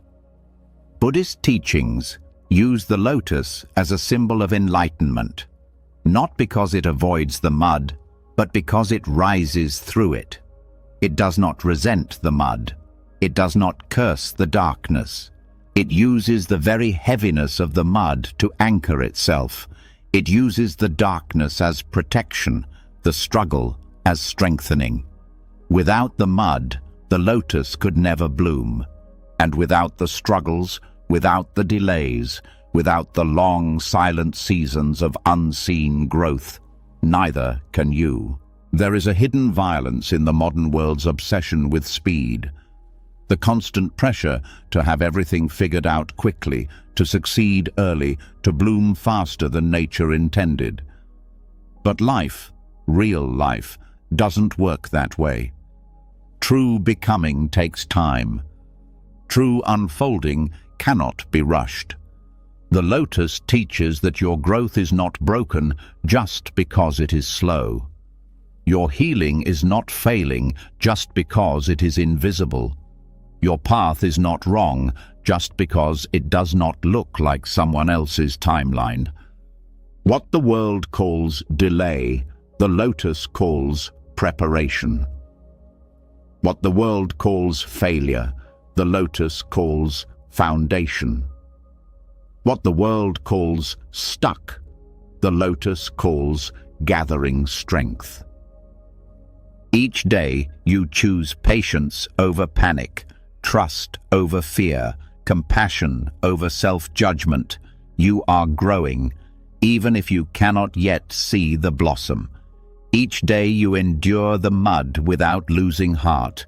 You are becoming someone stronger, deeper, wiser. The lotus does not bloom because it wishes harder. It blooms because it stays committed to its path, even when there is no evidence of progress. It trusts the pull of the light above, even when it cannot yet see the sky. And you too are being called to trust the light you cannot always see, to keep growing upward even when everything feels heavy, to keep believing in your own unfolding even when the surface shows no signs of breakthrough. There is a sacredness to slow growth that fast success will never understand. Slow growth weaves resilience into your bones. It teaches you how to weather storms without uprooting. It teaches you how to stay grounded when the winds of change howl around you. Slow blooming prepares you for a deeper kind of joy, the kind that is not dependent on external approval, the kind that cannot be taken away when circumstances shift. It shapes a joy that rises from the core of your being, a joy that belongs to you, not to the world's fleeting rewards. The lotus does not compare itself to the flowers on the shore. It does not resent their different paths. It stays loyal to its own becoming, loyal to the slow miracle taking place deep beneath the surface. It knows that when the time is right, it will rise, not in comparison to others, but in the full truth of what it was always meant to be. Buddhist practice invites you to live with the same fierce loyalty to your own path, to stop measuring your worth by how visible your growth is, to stop doubting your journey just because it is not fast or flashy or understood by everyone around you. Your roots are deepening, your soul is strengthening, your time will come, not because you force it, not because you demand it, but because life has already planted the blueprint of your blooming within you. It is already written in your bones, in your breath, in the secret spaces of your becoming. The lotus reminds you that darkness is not the enemy of light. It is its partner. That struggle is not the enemy of peace. It is its teacher. That slowness is not the enemy of success. It is its foundation. Each hardship you endure with open eyes and open heart fertilizes the soil of your life. Each disappointment you meet with courage becomes another layer of strength within you. Each time you choose hope over despair, kindness over bitterness, faith over fear, You rise, even when you cannot yet feel yourself rising. Trusting the timing of your bloom means trusting that life knows what it is doing with you. It means trusting that the invisible work happening beneath the surface is just as important, maybe even more important, than anything the world can see right now. It means learning to honor the seasons of darkness just as deeply as the seasons of light. To honor the mud just as much as the blossom. To honor the waiting just as much as the arriving. Because the truth is, you are not waiting to become worthy. You are already worthy. You are not waiting to become whole. You are already whole. You are simply uncovering, layer by layer, the fullness that was planted inside you from the beginning. And just like the lotus, you will rise, slowly, quietly, powerfully, not because you forced it, not because you hurried it, but because you trusted the slow, sacred, unstoppable alchemy of your own becoming. Tonight, as you drift deeper into rest, let the rush fall away. Let the comparisons fall away. Let the anxiety about timing fall away. Trust the roots you are growing in the dark. Trust the upward pull that calls you even when you cannot yet see the sky. Trust that you are exactly on time for your own sacred blooming. And when the day comes, and it will come, your unfolding will be all the more beautiful because you honored the time it took. You are not late. You are not lost. You are a lotus, and you are blooming exactly as you were always meant to. And now, as the wisdom of the lotus settles quietly inside you, reminding you that all true growth unfolds in its own perfect time, another layer of freedom comes into view.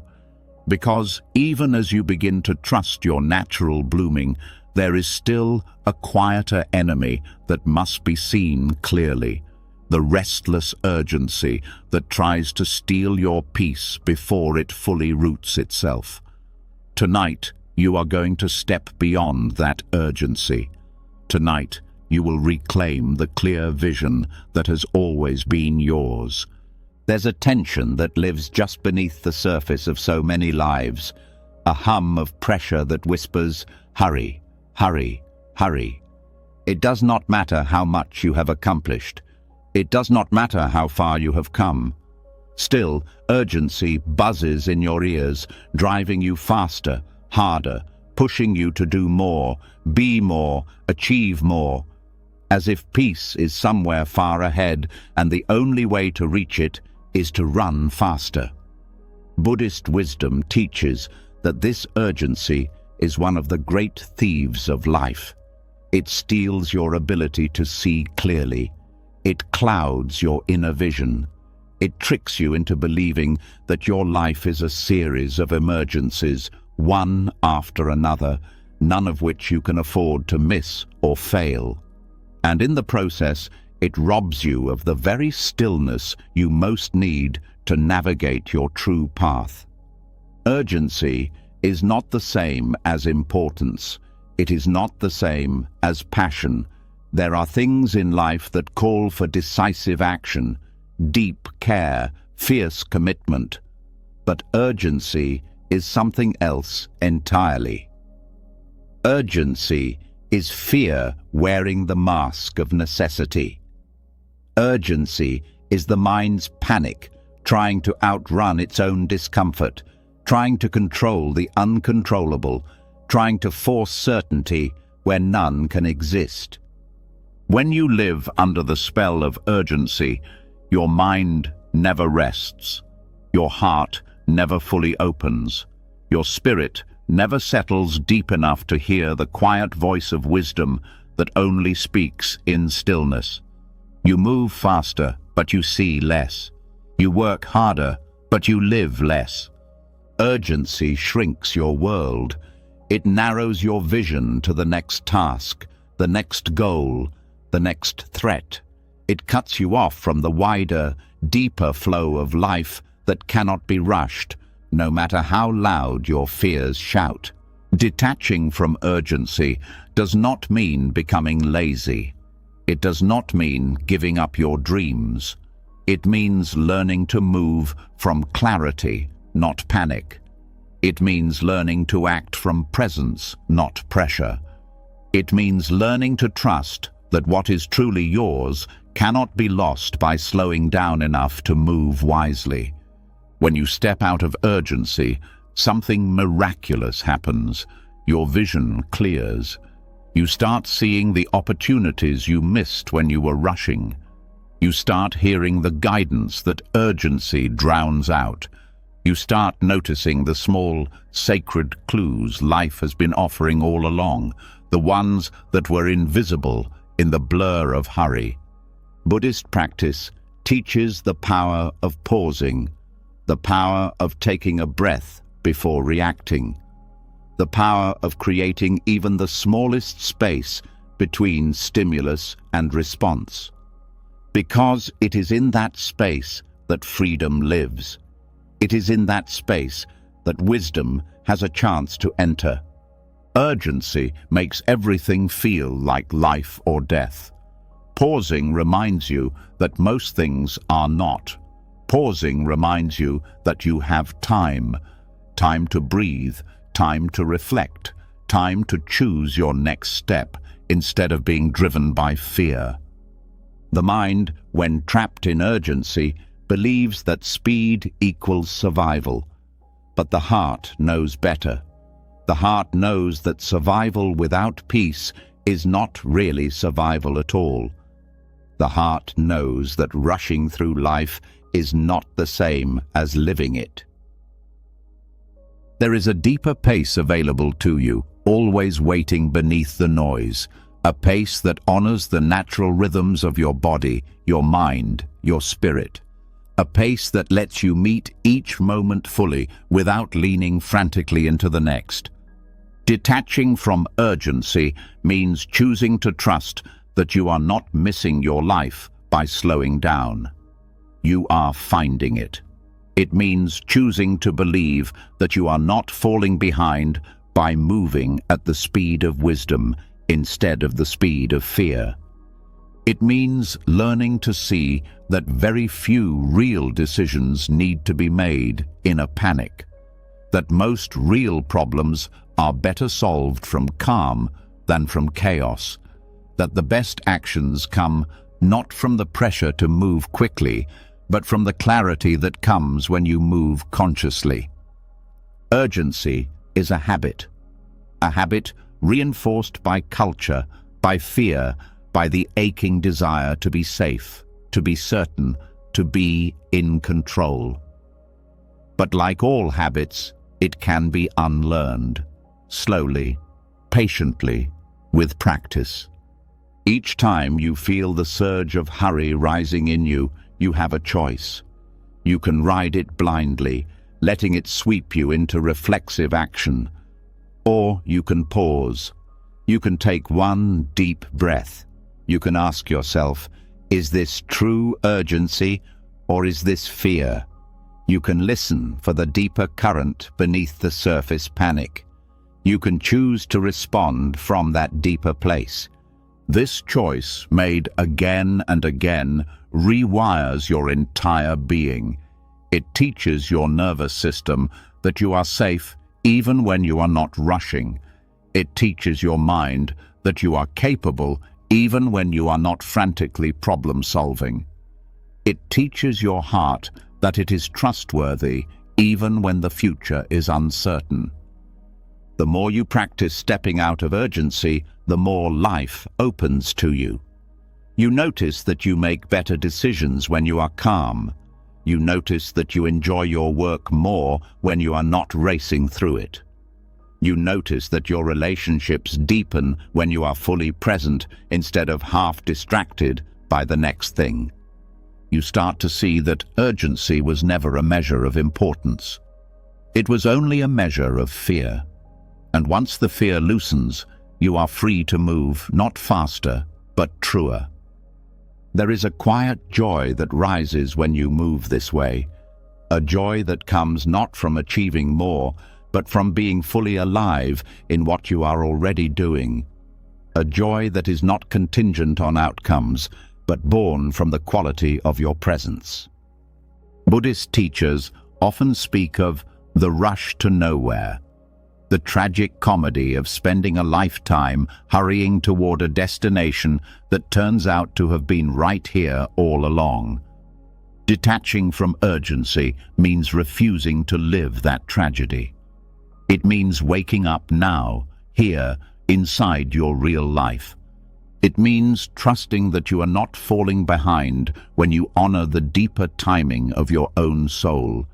It means trusting that peace is not something you earn by running hard enough. It is something you allow by stopping long enough to receive it. Tonight, as you let your body soften and your mind settle, feel the old urgency melting away. Feel the breath widening in your chest, the heart opening in your ribs, the spirit resting deeper into the truth. You have time, you have space. You have the right to meet your life at the pace of wisdom, not fear. You are not late. You are not failing.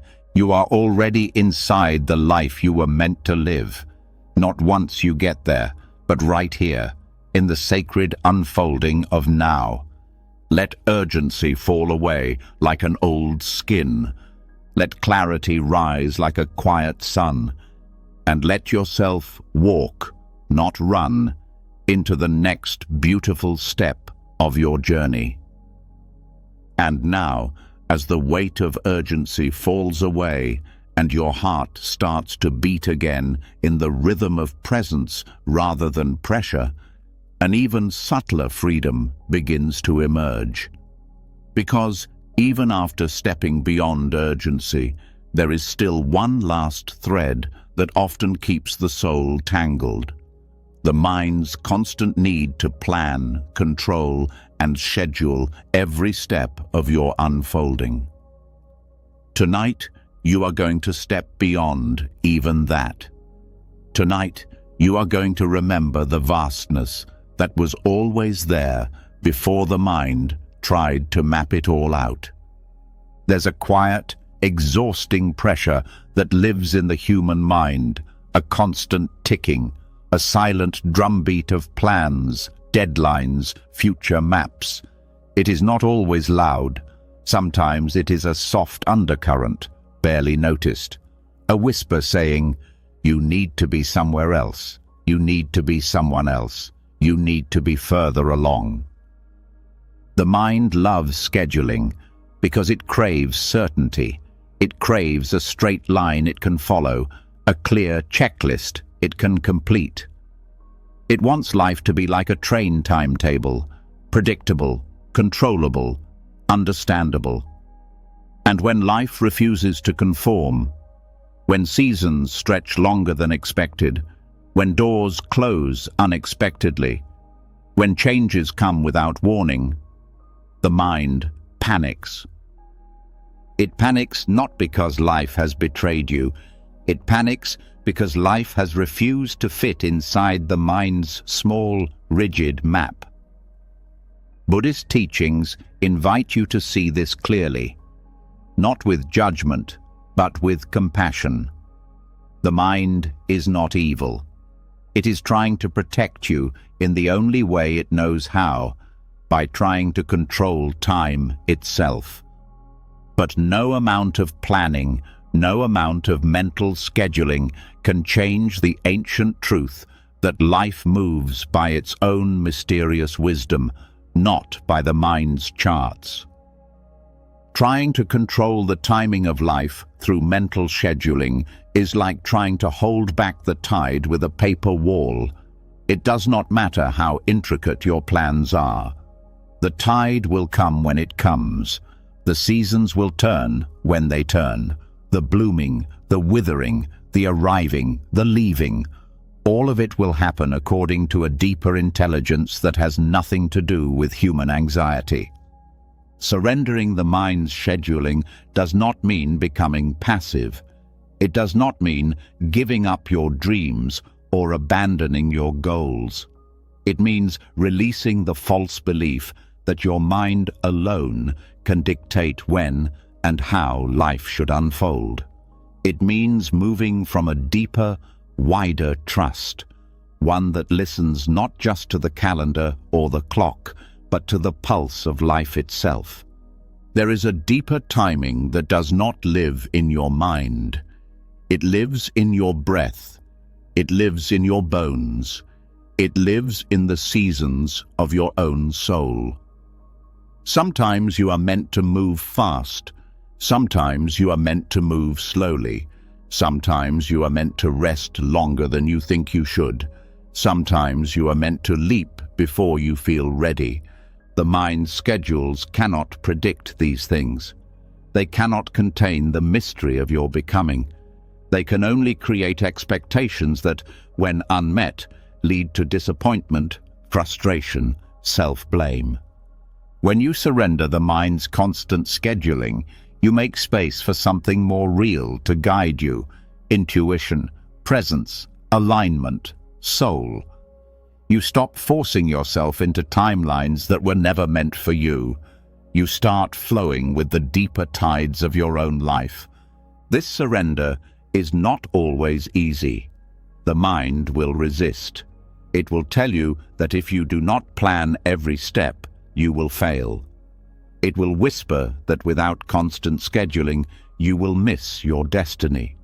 But Buddhist wisdom reminds you that your destiny is not something you can miss by moving at the wrong speed. It is woven into the fabric of your being. It unfolds through your living, not through your planning. You are not here to live according to a rigid schedule written by fear. You are here to move in the rhythms of truth, love, and courage. Rhythms that often defy neat timelines, but always lead you exactly where you need to go. Each time you feel the mind tightening around a plan, trying to trap life into a fixed shape, you have a choice. You can tighten with it, or you can breathe. You can step back into the vastness. You can trust that life's timing is not something you create. It is something you listen to, something you respond to, something you honor. There is a deep intelligence flowing through your life right now, even in the places that seem stagnant or confusing. There is a current carrying you, even when you feel adrift. The mind may not see it. The mind may not understand it, but you can feel it. In your quiet knowing, in your soft instincts, in the pull that rises when you are brave enough to be still. When you move beyond the mind's scheduling, you also move beyond the need to rush decisions. You realize that clarity comes not from thinking harder, but from waiting for the inner waters to settle. You realize that timing is not just about dates and deadlines, but about readiness, readiness that cannot be forced, only allowed. You start living from trust rather than fear. You start acting not because you are desperate to stay on schedule, but because something real has ripened within you, something you can feel, something you can follow without needing to explain it to the mind's endless questioning. This way of living brings a different kind of success. A success measured not by how many goals you checked off, but by how fully you inhabited each step. A success measured by how deeply you stayed connected to your own soul through every twist and turn. You realize that many of the greatest things in your life, the unexpected friendships, the sudden breakthroughs, the quiet moments of awe, came not from your plans, but from the spaces where your plans fell away. You realize that the life your mind wanted to schedule was smaller than the life your soul is trying to live.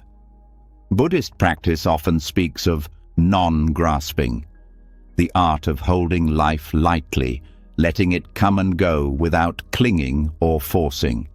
This includes the art of letting go of your timelines, your calendars, your imagined milestones. It means meeting life with open hands instead of clenched fists. It means trusting that even when you do not know what is coming next, you are not lost. You are exactly inside the unfolding you need. Tonight, as you allow yourself to rest deeper, let the mind's endless scheduling soften. Let the plans dissolve like mist. Let the need to control every step fade into the quiet, knowing that you are already on the path, even when you cannot see around the bend. You are not late. You are not early. You are not off track. You are right here, right now, inside the mystery you were always meant to live. The mind's maps will never be large enough to hold the full beauty of your journey. But your heart can hold it. Your breath can hold it. Your soul already holds it. Trust that. Move from that, and let life surprise you with the gifts it has been carrying toward you all along. And now, as you begin to feel the freedom of moving beyond the mind's endless scheduling, something even gentler begins to call you. A different rhythm, a deeper pace, one that asks nothing of you but your willingness to trust and be present.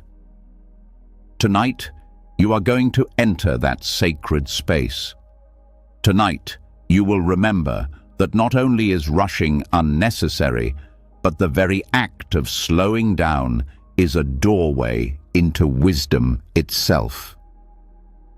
There's a tenderness that rises when you stop trying to force life into a faster bloom, a softness that comes when you realize you were never meant to drag yourself forward with clenched teeth and tight fists. Sacred slowness is not laziness, it is not stagnation, it is the natural rhythm of things that truly last, truly matter, truly heal. Buddhist wisdom teaches that true growth, true wisdom, true love all move at the speed of life, not the speed of human expectation. The tree does not rush its roots deeper. The ocean does not rush its tides. The stars do not hurry across the sky, and neither must you. Sacred slowness is the recognition that some of the most important transformations happen too slowly to measure day by day. It is the faith that just because you cannot always see the growth, it does not mean it is not happening. It is the trust that patience is not wasting time. It is preparing you to fully receive what is ripening inside you. The mind, conditioned by a world obsessed with speed, often mistakes slowness for failure. It believes that if something isn't happening fast enough, it must not be working. But Buddhist teachings remind us that life unfolds at the exact speed necessary for true understanding to take root. Forcing life to move faster than it naturally would only creates suffering. It is like trying to pry open a bud with your hands, only to damage the flower you were so eager to see. Sacred slowness asks you to become the kind of person who can wait without losing heart, who can stay present through the unseen seasons, who can trust that life ripens all things in perfect time. Every meaningful journey carries periods where nothing seems to be happening on the surface. These are not dead times. They are sacred times, times when the roots are deepening, the soil is being nourished, the foundations are being strengthened.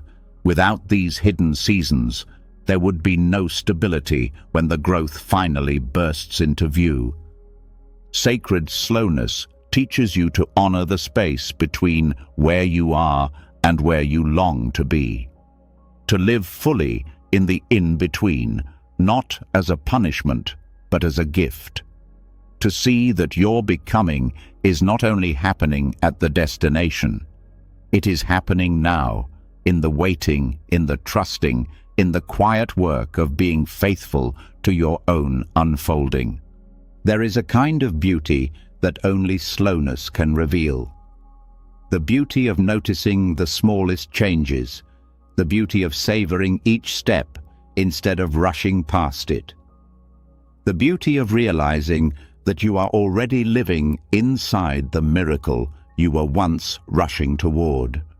In the practice of mindfulness, slowness is a gateway to depth. It is through slowing down that you begin to actually taste your food, hear the nuances in a loved one's voice, feel the texture of the moment brushing against your skin. It is through slowness that you begin to inhabit your own life, rather than merely passing through it on the way to somewhere else. Sacred slowness also invites you to meet your own heart with greater compassion, to understand that healing, forgiveness, understanding, all these things unfold layer by layer, not by command, but by quiet consent. They cannot be forced by willpower. They can only be invited by gentleness, nurtured by patience, honored with time. There is a kind of strength that grows when you no longer demand instant results from yourself. A strength rooted not in the frantic energy of achievement, but in the quiet, steady power of perseverance. A strength that knows how to stay soft without collapsing, how to stay open without needing to control. Sacred slowness shifts your relationship with success. You begin to see success not as a race you win, but as a life you fully live. You begin to realize that the richest lives are often built not in sudden leaps, but in small, consistent acts of love, presence, courage, and faith. You realize that the moments that shape you most are rarely the dramatic victories. They are the quiet decisions to stay true to your values, to keep showing up, to keep believing even when nothing visible seems to be changing. Sacred slowness teaches you that the journey itself is not a delay. It is the blessing. It is not the thing you have to endure to get to where you are going. It is the place where your soul grows strong enough, wise enough, compassionate enough to carry the gifts you are meant to bring into the world. Every season of apparent stillness is secretly full of life. Every delay is secretly full of preparation. Every moment of waiting is secretly full of the deep work of becoming. When you honor sacred slowness, you stop asking, "How fast can I get there?" And you start asking, "How deeply can I live this step?" You stop asking, "When will this be over?" And you start asking, "What is life offering me right now?" This shift changes everything. It turns obstacles into teachers. It turns waiting into wisdom. It turns delays into doorways. Sacred slowness also heals your relationship with others. You begin to give them the space to grow at their own pace, without judgment, without pressure. You begin to see that every soul has its own rhythm, and that honoring another's timing is one of the deepest forms of love. You stop trying to fix people. You stop trying to rush their journeys. You become the kind of presence that trusts their unfolding as deeply as you are learning to trust your own. And in that trust, relationships deepen. Love strengthens. Compassion expands. Because no one feels truly loved when they are being hurried. Love blooms in patience, in space, in the sacred slowness of shared becoming. Tonight, as you let your breath slow down and your body soften into the bed that holds you, let the pressure to move faster dissolve into the air around you. You have time. You are allowed to move at the speed of your own soul. You are allowed to ripen slowly, beautifully, courageously. Life is not asking you to hurry. Life is asking you to trust the mud, the roots, the dark, the slow climb toward the light. And when you do, you will find that you have not been falling behind at all. You have been right on time for a becoming so beautiful, so sacred, so real. It could only bloom in slowness. You are not late. You are not lost. You are not failing. You are ripening. And life, in its infinite patience, is ripening with you. And now, as you begin to feel the power of moving with life's sacred slowness instead of forcing it, there is another layer waiting to be uncovered. A quieter wisdom, a softer but even deeper truth. Because sometimes even slowness is not enough. Sometimes life invites you into something even more radical, a time of complete stillness, a phase where no action is needed, no movement is asked for, no visible progress can be made. Tonight, you are going to enter that rare space. Tonight, you will learn how silence can sometimes speak louder than action. There's an uneasiness that rises when everything inside you tells you to act, but life gives no clear direction. A restless voice that says, "Do something, fix it, move it forward, make it happen." It feels unnatural to sit still when the world worships action. It feels wrong to be silent when the mind equates silence with failure. But Buddhist teachings offer a different way of seeing, a way that honors the wisdom of the non-doing phases. Life is not always asking for action. Sometimes it is asking for stillness. Sometimes it is not a season for building or achieving or pushing ahead. It is a season for listening, for resting, for allowing something deeper than your own willpower to move you when the time is right. When you honor these non-doing phases, you step into alignment with a deeper current. You stop struggling against the natural pauses built into every journey. You stop making yourself wrong for needing rest, needing space, needing time to simply be. The mind often cannot understand this. The mind craves constant evidence of progress. It wants to see movement, results, clear signs that something is happening. But much of the real growth in your life happens quietly, invisibly, without any outward signs. The tree does not grow taller every day. Some days, all the energy is drawn inward, strengthening the roots. Some seasons, the branches are bare, not because the tree is dead, but because it is gathering itself for the next great bloom. You are no different. There are times in your life when no matter how much effort you make, the soil will not produce. The doors will not open. The tides will not rise. It is not because you are cursed. It is not because you are lazy. It is not because you are doing life wrong. It is because you are in a non-doing phase. A phase where silence is the teacher. A phase where stillness is the medicine. Buddhism teaches that clinging, even to action, even to progress, is a cause of suffering. Letting go means trusting that your value is not dependent on your productivity. Letting go means trusting that sometimes doing nothing on the outside is exactly what is needed to allow the deeper movements to happen inside. Non-doing is not the same as avoidance. It is not the same as paralysis. It is not giving up. It is a conscious, courageous choice to wait without rushing, to be still without self-punishment, to honor the unseen seasons of your soul with as much reverence as you honor the busy seasons. When you surrender to these phases, you discover an unexpected gift, the gift of deeper listening, the gift of hearing the subtle whispers of your intuition that are drowned out by constant motion, the gift of reconnecting with yourself not as a machine that produces outcomes, but as a living, breathing mystery unfolding in its own perfect way.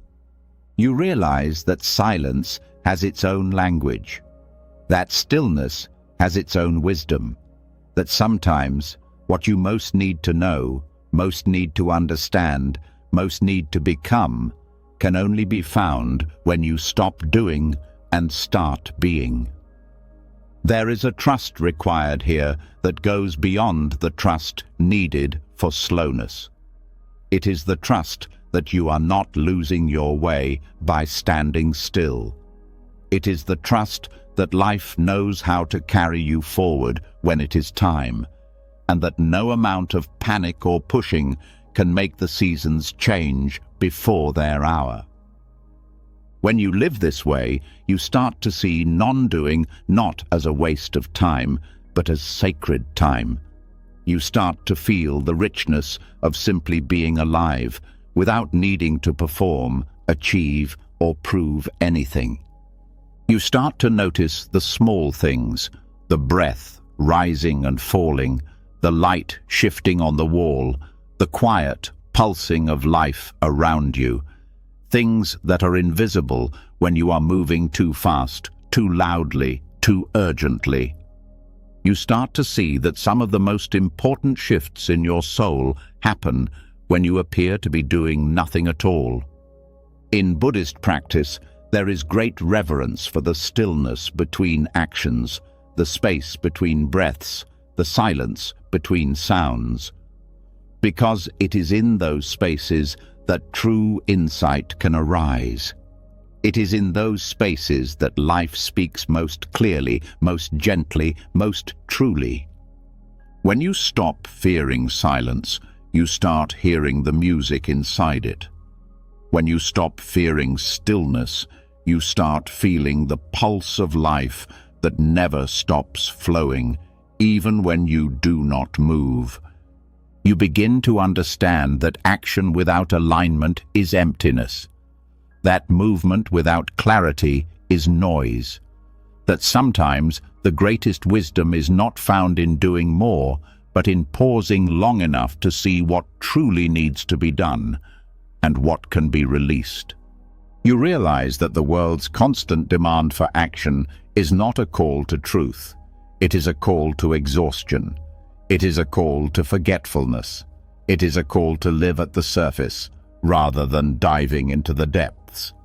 But you were not born for exhaustion. You were not born for forgetfulness. You were not born to live only at the surface. You were born for depth. You were born for wisdom. You were born for the quiet courage of honoring all the seasons of your life, the doing and the non-doing alike. Tonight, as you allow yourself to settle even deeper into rest, let go of the pressure to act. Let go of the pressure to solve everything, fix everything, move everything forward. Allow yourself to be held by the silence. Allow yourself to be taught by the stillness. Allow yourself to trust that you are not falling behind simply because you are not moving. You are not failing because you are resting. You are not weak because you are still.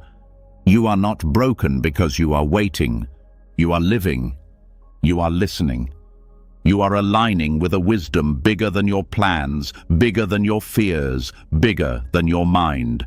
And in the perfect time, when the soil is ready, when the light is right, when the deeper currents call you, you will rise again, not out of panic, but out of deep, sacred knowing. You will move again, not because you are running from stillness, but because you are being carried by truth. And that movement, born of silence, born of trust, will be more powerful, more true, more alive than anything forced by fear. You are not lost in the stillness. You are being found. And now, as you begin to trust the great silence that shapes life beneath the noise, a new layer of understanding opens. Because not every lesson comes through loud storms or earth-shaking revelations. Some of the greatest awakenings come quietly, hidden inside what feels like small delays, tiny inconveniences, insignificant setbacks. Tonight, you will learn to see these moments not as obstacles, but as sacred teachers. Tonight, you will discover that in the pauses you once cursed, your deepest Dharma is already unfolding. There's a subtle frustration that rises when life doesn't move at the pace you want it to. A small irritation when plans get disrupted, when answers take longer to arrive, when tiny roadblocks slow you down. It's easy to dismiss these moments as annoying accidents. It's easy to believe that only the big events matter, that only obvious milestones carry real lessons. But Buddhist wisdom offers a different lens. It teaches that everything in life, including the tiniest delay, carries meaning if you are willing to listen. Small setbacks are often treated like background noise, barely worth noticing except to be rushed through, fixed, or resented. But underneath every minor delay is a doorway into patience, a doorway into humility, a doorway into letting go of control just a little bit more, a doorway into the kind of growth that is too quiet, too soft to force itself into your awareness unless you choose to see it. When you treat small delays with mindfulness, you begin to see that they are not random interruptions. They are invitations. Invitations to slow down. Invitations to deepen. Invitations to look again, to feel again, to trust again. The wisdom of Dharma teaches that nothing is wasted. No moment, no obstacle, no pause is outside the reach of your soul's learning. Even the detours that seem meaningless are shaping you in ways that will one day reveal themselves when you least expect it. Maybe the traffic jam that frustrated you is actually protecting you from an accident you'll never know about.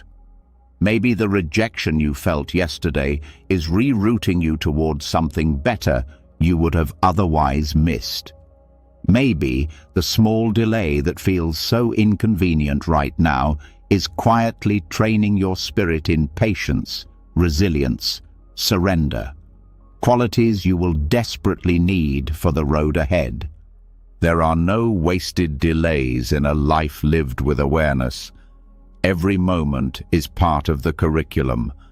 Every setback carries seeds of transformation, not because the universe is testing you, but because life is always offering you new ways to grow deeper, softer, wiser. When you stop rushing through small setbacks, you start hearing their quiet teachings. You start noticing how quickly the mind wants to tighten, to resist, to complain. You start seeing the places where you are still clinging to control, still needing life to bow to your timetable. And in that noticing, you are offered a choice. The choice to soften instead of harden, to breathe instead of rush, to surrender instead of fight. This choice, made again and again in the smallest moments, slowly reshapes your entire way of being. You become less reactive, more grounded, less frantic, more patient, less focused on controlling outcomes, more open to trusting the flow. You begin to see that the real path is not found only in the grand moments of triumph or transformation.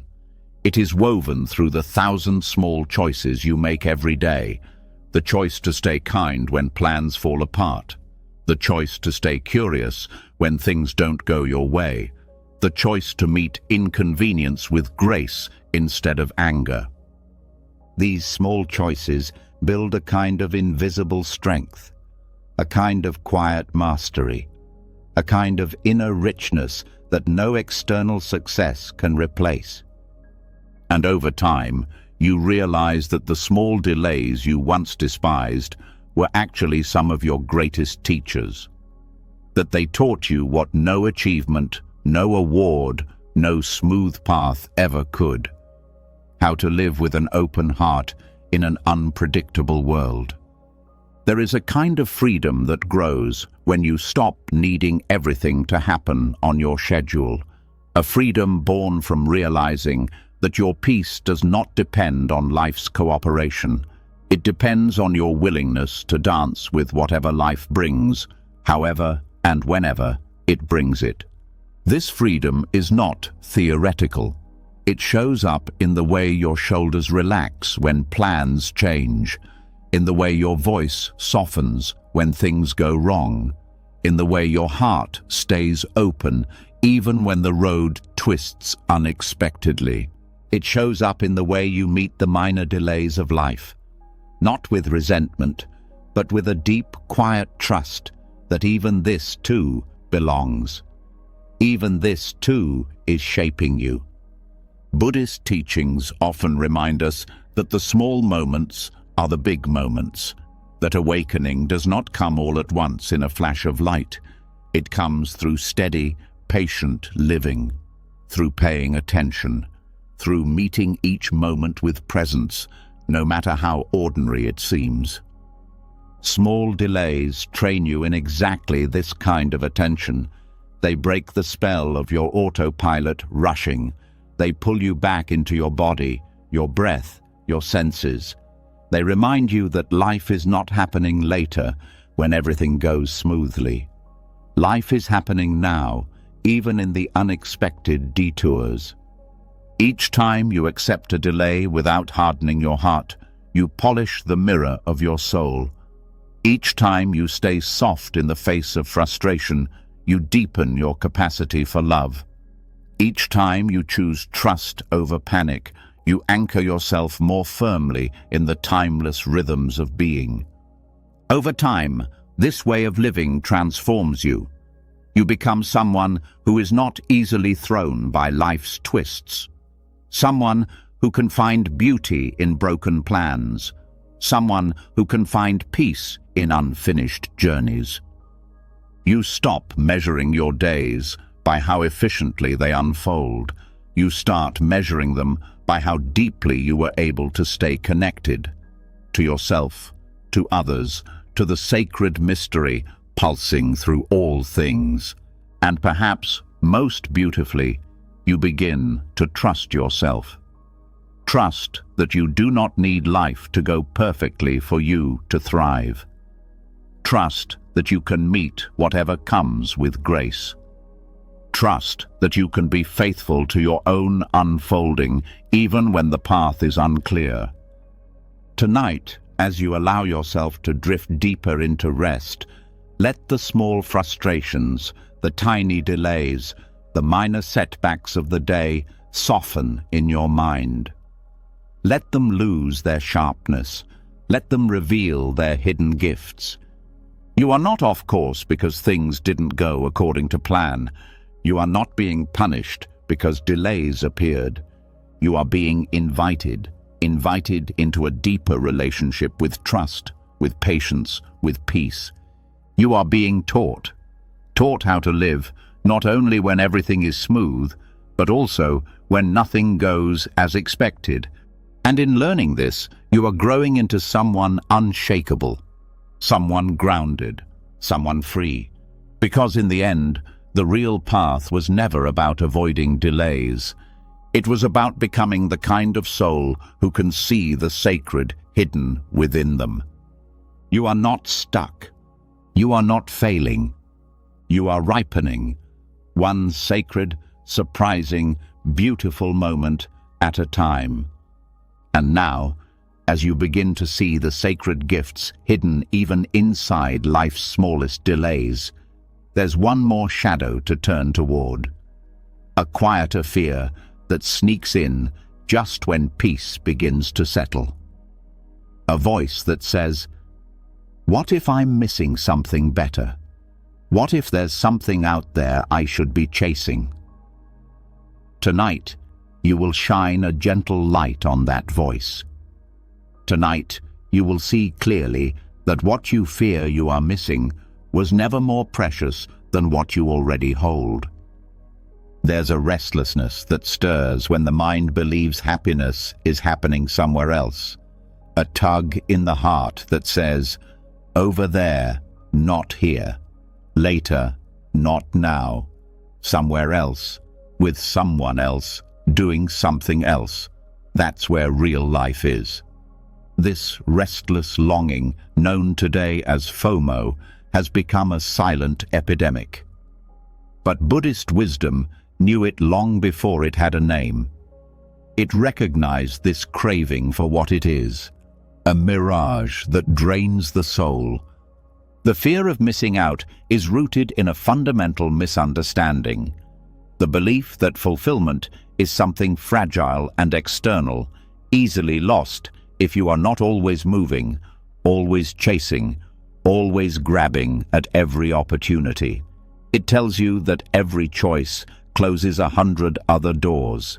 It whispers that your peace is fragile, that your joy is conditional, that your life is only meaningful if you are everywhere, doing everything all at once. But the truth is far gentler, far freer. The truth is that what is meant for you cannot be missed. The truth is that no matter how many paths you do not take, the right lessons, the right blessings, the right unfoldings will always find you, not through frantic chasing, but through presence, through being deeply rooted where you are. When you live under the spell of FOMO, you are never fully alive in your own life. Part of you is always somewhere else, second-guessing your choices, measuring your moments against imagined possibilities. You can be sitting in a beautiful room with people who love you and still feel anxious about a party you're not at, a trip you're not taking, an opportunity you might be missing. This restlessness is not your fault. It is the natural result of a culture that worships endless options, endless updates, endless comparison. A culture that teaches you to measure your life not by depth, but by breadth, not by the richness of your roots, but by the number of branches you can grab at once. Buddhism offers a healing counter-teaching. It reminds you that depth is greater than breadth, that presence is greater than possibility, that being fully where you are is infinitely more powerful than worrying about where else you could be. When you understand this, you begin to loosen the grip of FOMO. You begin to realize that no experience is inherently better than another, that the magic of life is not stored in external events, but in the quality of awareness you bring to them. That a simple conversation held with full attention can be more transformative than 1,000 glamorous adventures lived half-present. You begin to see that missing out is an illusion because you are always where your soul most needs to be, even when it feels boring, even when it feels ordinary, even when it feels like life is happening somewhere else. Because life is not something happening to other people while you watch. Life is happening in your breath, in your gaze, in your touch, in your simple, unglamorous, irreplaceable existence right now. Each moment you fully inhabit is a victory over the lie of FOMO. Each time you choose to be here, not fantasizing about there, you reclaim your life from the hunger that would otherwise devour it. The practice of mindfulness, paying full attention to the present moment, is the antidote to FOMO. Because when you are truly present, nothing feels missing. When you are truly present, life feels whole, even if it is quiet, even if it is simple. Mindfulness trains the mind to stop chasing the next thing, the next high, the next validation. It teaches you to find richness in the sound of the rain outside your window, in the weight of your body resting on the bed, in the breath that rises and falls without your effort. It shows you that you do not need to be somewhere else to feel alive. You only need to be more deeply here. When you release FOMO, you also release the burden of needing to maximize every experience, needing to optimize every opportunity. You stop seeing life as a series of transactions. Was this worth it? Could I have chosen better? And you start seeing it as a living, breathing mystery, unfolding perfectly at its own pace. You start trusting that even the quieter seasons of your life, the seasons without big events or flashy milestones, are not wasted time. They are necessary time. They are the spaces where your roots grow deeper, your soul grows wiser, your heart grows stronger. You stop needing every moment to be exciting, to believe it is sacred. You stop needing every experience to be extraordinary, to believe it is meaningful. You begin to understand that life's depth is not measured by how much you accumulate, but by how deeply you engage with whatever is already before you. And, in this way, the very moments you once feared were less. The quiet evenings, the missed parties, the ordinary days become your greatest treasures, because they were the places where you finally learned to be fully alive. When you choose presence over chasing, something remarkable happens. The ache of missing out begins to dissolve. The restless hunger softens. You no longer feel torn between 1,000 lives you are not living. You feel rooted, anchored, at peace inside the one life you are. You start creating memories that are not about checking off experiences, but about sinking into them. You start building a life that is rich, not in photographs, but in real, lived soulfulness. You start realizing that true richness is not found in doing everything. It is found in doing fewer things with more heart, more presence, more love. And perhaps most beautifully, you start to see that you were never missing out at all, that the treasure was never out there. It was here, within you, waiting to be seen, felt, honored. Tonight, as you breathe deeper and soften into rest, let go of the anxious pull toward elsewhere. Let go of the fantasy that the best parts of life are happening beyond your reach. You are not behind. You are not missing your life. You are living it, beautifully, imperfectly, fully, even in this quiet moment. Trust that what is meant for you cannot pass you by. Trust that your soul's journey is unfolding perfectly, even if you cannot yet see all the turns.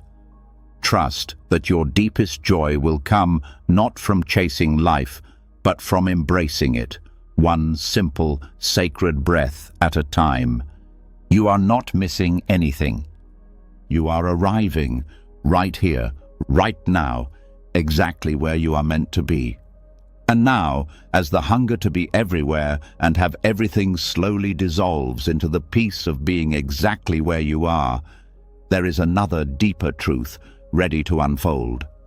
Because even when you let go of chasing, even when you settle into presence, life sometimes does something even more radical. It halts. It brings everything to a standstill, and in those moments, it can feel like you are stuck.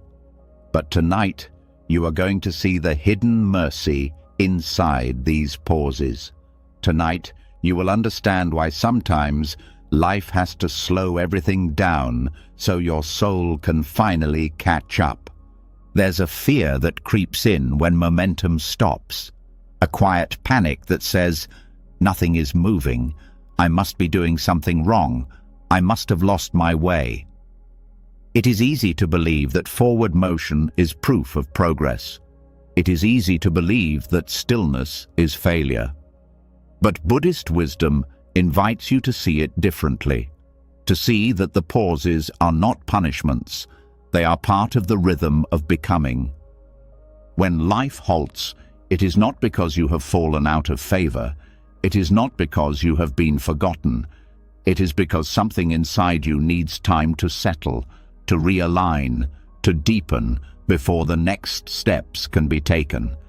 It is because there are parts of you, tired parts, lost parts, broken parts, that need space to breathe and mend before you can carry the weight of what comes next. Growth is not always a straight line. Sometimes it is a spiral. Sometimes it is a still pool gathering strength before it overflows into movement again. Sometimes it is a sacred pause where everything that matters most is happening out of sight.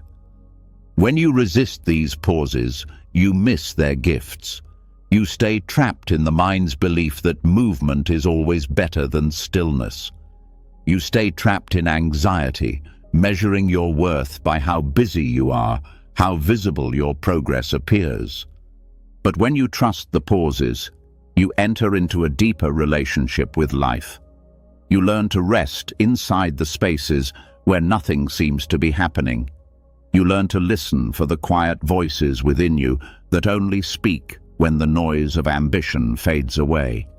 These pauses are sacred because they invite you back into yourself. They give you a chance to see the places where you have been moving too fast to heal. They give you a chance to recognize the small, beautiful changes unfolding beneath the surface. They give you a chance to become ready, not in the mind's sense of readiness, but in the soul's. In Buddhist practice, there is a deep respect for the fertile void, the space between death and rebirth, between ending and beginning, between letting go and receiving. These spaces are not empty. They are pregnant with transformation. They are rich with unseen shifts. They are the soil in which your next season is already being planted. When life halts you, it is often because something inside you needs to be gathered back together. Pieces that have been scattered by busyness, by striving, by the constant reaching for the next thing. When you are forced to stop, you are given the chance to call those pieces home, to rest, to integrate, to heal. There is a kind of wisdom that can only arise in the pause, a kind of self-knowledge that cannot be found when you are moving too quickly. It is in the silence that you hear the truths you were too busy to face. It is in the stillness that you remember what really matters, what really lasts, what is truly worth your precious, finite energy. Trusting the pause means trusting that life knows when you are ready for the next chapter better than your mind does. It means trusting that no opportunity meant for you will pass you by just because you are resting. It means trusting that your soul's unfolding cannot be rushed, and that real readiness cannot be faked. You are not being left behind in the pause. You are being invited deeper. You are being given a chance to root down before you rise up again. You are being given a chance to shed the layers that no longer fit. You are being given a chance to rediscover yourself outside of all the striving, outside of all the doing, outside of all the needing to prove. This kind of trust is not easy. It asks you to sit with discomfort. It asks you to hold space for uncertainty. It asks you to find peace without guarantees, without visible progress, without external validation. But it also offers you something priceless in return: the deep, steady knowing that your worth was never tied to your speed, that your value was never dependent on your productivity, that your place in the great unfolding of life is secure, even when you are standing still. When you embrace the pause, you stop trying to manufacture growth. You start allowing it. You stop trying to muscle your way into transformation. You start trusting that life is doing its work within you, even when you cannot see or measure it. You start noticing the small ways your soul is mending, the subtle shifts in your thoughts, the softening of your judgments, the deepening of your compassion for yourself and others. You start honoring the truth that some seasons are for planting, some are for tending, and some are simply for resting. You start realizing that pausing is not an interruption of your journey. It is part of the journey, a necessary, sacred part.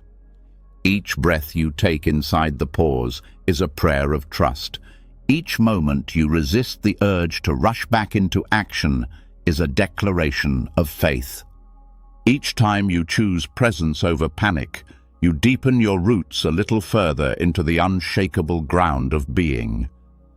Tonight, as you allow yourself to rest even deeper, let go of the need to move. Let go of the pressure to figure it all out. Let go of the fear that nothing is happening. Something is happening, something real, something profound. You are catching up to yourself. You are gathering the scattered pieces. You are becoming ready for the life that is waiting for you, not by force, not by striving, but by surrendering, by trusting, by allowing. You are not stuck. You are not lost. You are not failing. You are pausing, beautifully, bravely, wisely. And in that sacred pause, the seeds of your next becoming are already stirring. And now, as you settle into the sacred pause and allow yourself to trust that stillness itself is part of the journey, a softer but even deeper reassurance begins to emerge.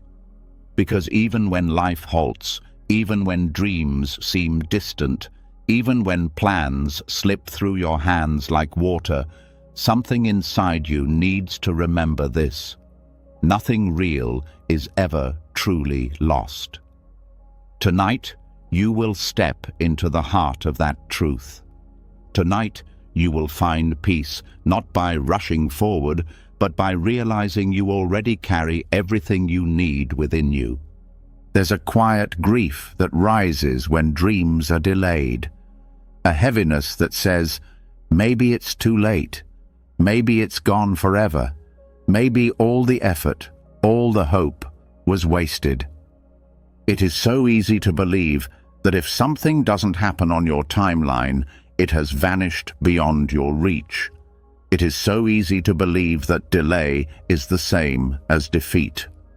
But Buddhist wisdom invites you to look deeper, to see that in this vast, mysterious unfolding of life, nothing meaningful is ever wasted. Nothing real is ever lost. Every effort, every longing, every quiet seed planted in faith is held safely, nurtured, and allowed to ripen in its own time. When dreams delay, it is not a cancellation. It is often a preparation. It is life making space for the dream to grow stronger roots. It is life weaving together invisible threads that will one day bring you not just the dream you wanted, but the soul you needed to become in order to receive it fully. You may not see all the ways life is working for you when delays stretch longer than you hoped. You may not see how every heartbreak softened your heart just enough to love more deeply. How every closed door redirected you toward a path more aligned with your true self. How every paused plan carved out the patience, the strength, the resilience you would need for the greater calling ahead. Nothing is ever wasted when you are living with awareness. No effort is ever in vain when it is rooted in sincerity. Even the roads that seem to lead nowhere leave behind maps in your soul. Even the dreams that seem to slip away leave behind gifts you will one day understand. Buddhist practice teaches that the outer form of your dreams may change, but the essence is never lost. The longing that once moved you is still alive, still shaping you, still guiding you, even if it no longer looks like the vision you first held. Sometimes, delayed dreams are simply dreams ripening into a different form, one better suited to who you are now, to what the world most needs from you now. Other times, the delay is the dream's way of protecting you, keeping you from receiving something too soon, before you have the grounding, the wisdom, the stability to hold it without it slipping through your hands. When you trust that nothing is lost, you stop measuring your life by external milestones. You stop judging yourself by how fast you achieve or how neatly your plans unfold. You start honoring the deeper work, the invisible ripening of your heart, the unseen strengthening of your spirit, the quiet building of the foundation beneath all your becoming. You start trusting that even when life does not give you what you want, it is still giving you what you need. You start seeing that even the dreams you mourned have left gifts behind, gifts of character, gifts of clarity, gifts of courage. And you start realizing that your life is not the sum of your achievements. It is the unfolding of your being. It is the flowering of your soul through every season, every sorrow, every surprise. When you release the fear of loss, you find a new kind of freedom, a freedom to dream without desperation, a freedom to hope without fear, a freedom to love the journey for its own sake, not just for what it brings you. You begin to understand that your soul is not in a race against time, that life is not a competition you can lose, that you are not falling behind just because your timeline does not match the mind's old maps. You are exactly where you need to be to become who you are meant to become. Every pause, every detour, every seeming dead end is part of the sacred geometry of your path, weaving together experiences, lessons, connections you cannot yet fully see, but that are forming the beautiful, intricate pattern of your life. You may not see the full picture yet.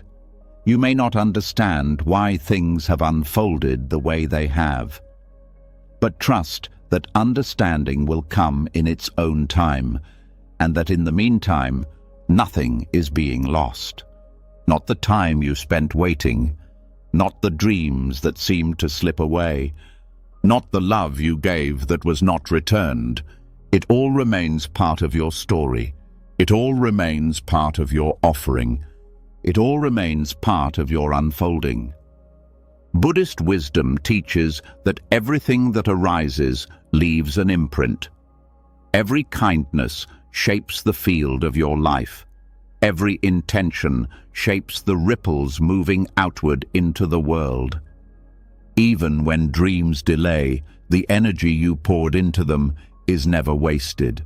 It lives on, sometimes transforming into something new, sometimes circling back to you in unexpected ways, sometimes preparing the ground for dreams even greater than the ones you imagined. You are never starting from scratch. You are always building on sacred ground. You are never moving backward. You are always spiraling deeper into truth. And when the time is right, when the conditions ripen, you will see how every step mattered, how every moment belonged, how even the hardest waiting was not empty, but full of unseen grace. Tonight, as you let yourself breathe into the stillness, let the old stories of loss fall away. Let the grief that says, "It's too late," loosen its hold.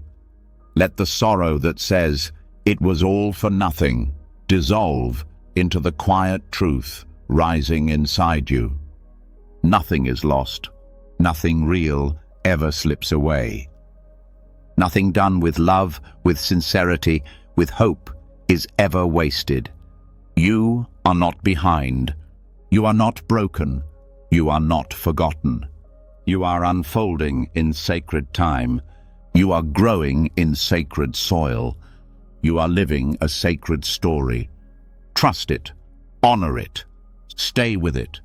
Because even now, even here, even in the delays and detours, your dreams, the ones rooted in truth, the ones aligned with your deepest self, are still alive, still ripening, still moving toward you, and you are moving toward them. One breath, one step, one beautiful sacred pause at a time. And now, as you let the deep reassurance settle into your heart that nothing real is ever truly lost, another layer of wisdom gently rises to meet you. Because living with trust in the unfolding of your own life is only the beginning. True mastery comes when you learn to bring that same trust to your actions toward others. Tonight, you will step into the ancient wisdom of Bodhisattva timing, the art of knowing when compassion calls you to act and when it calls you to wait.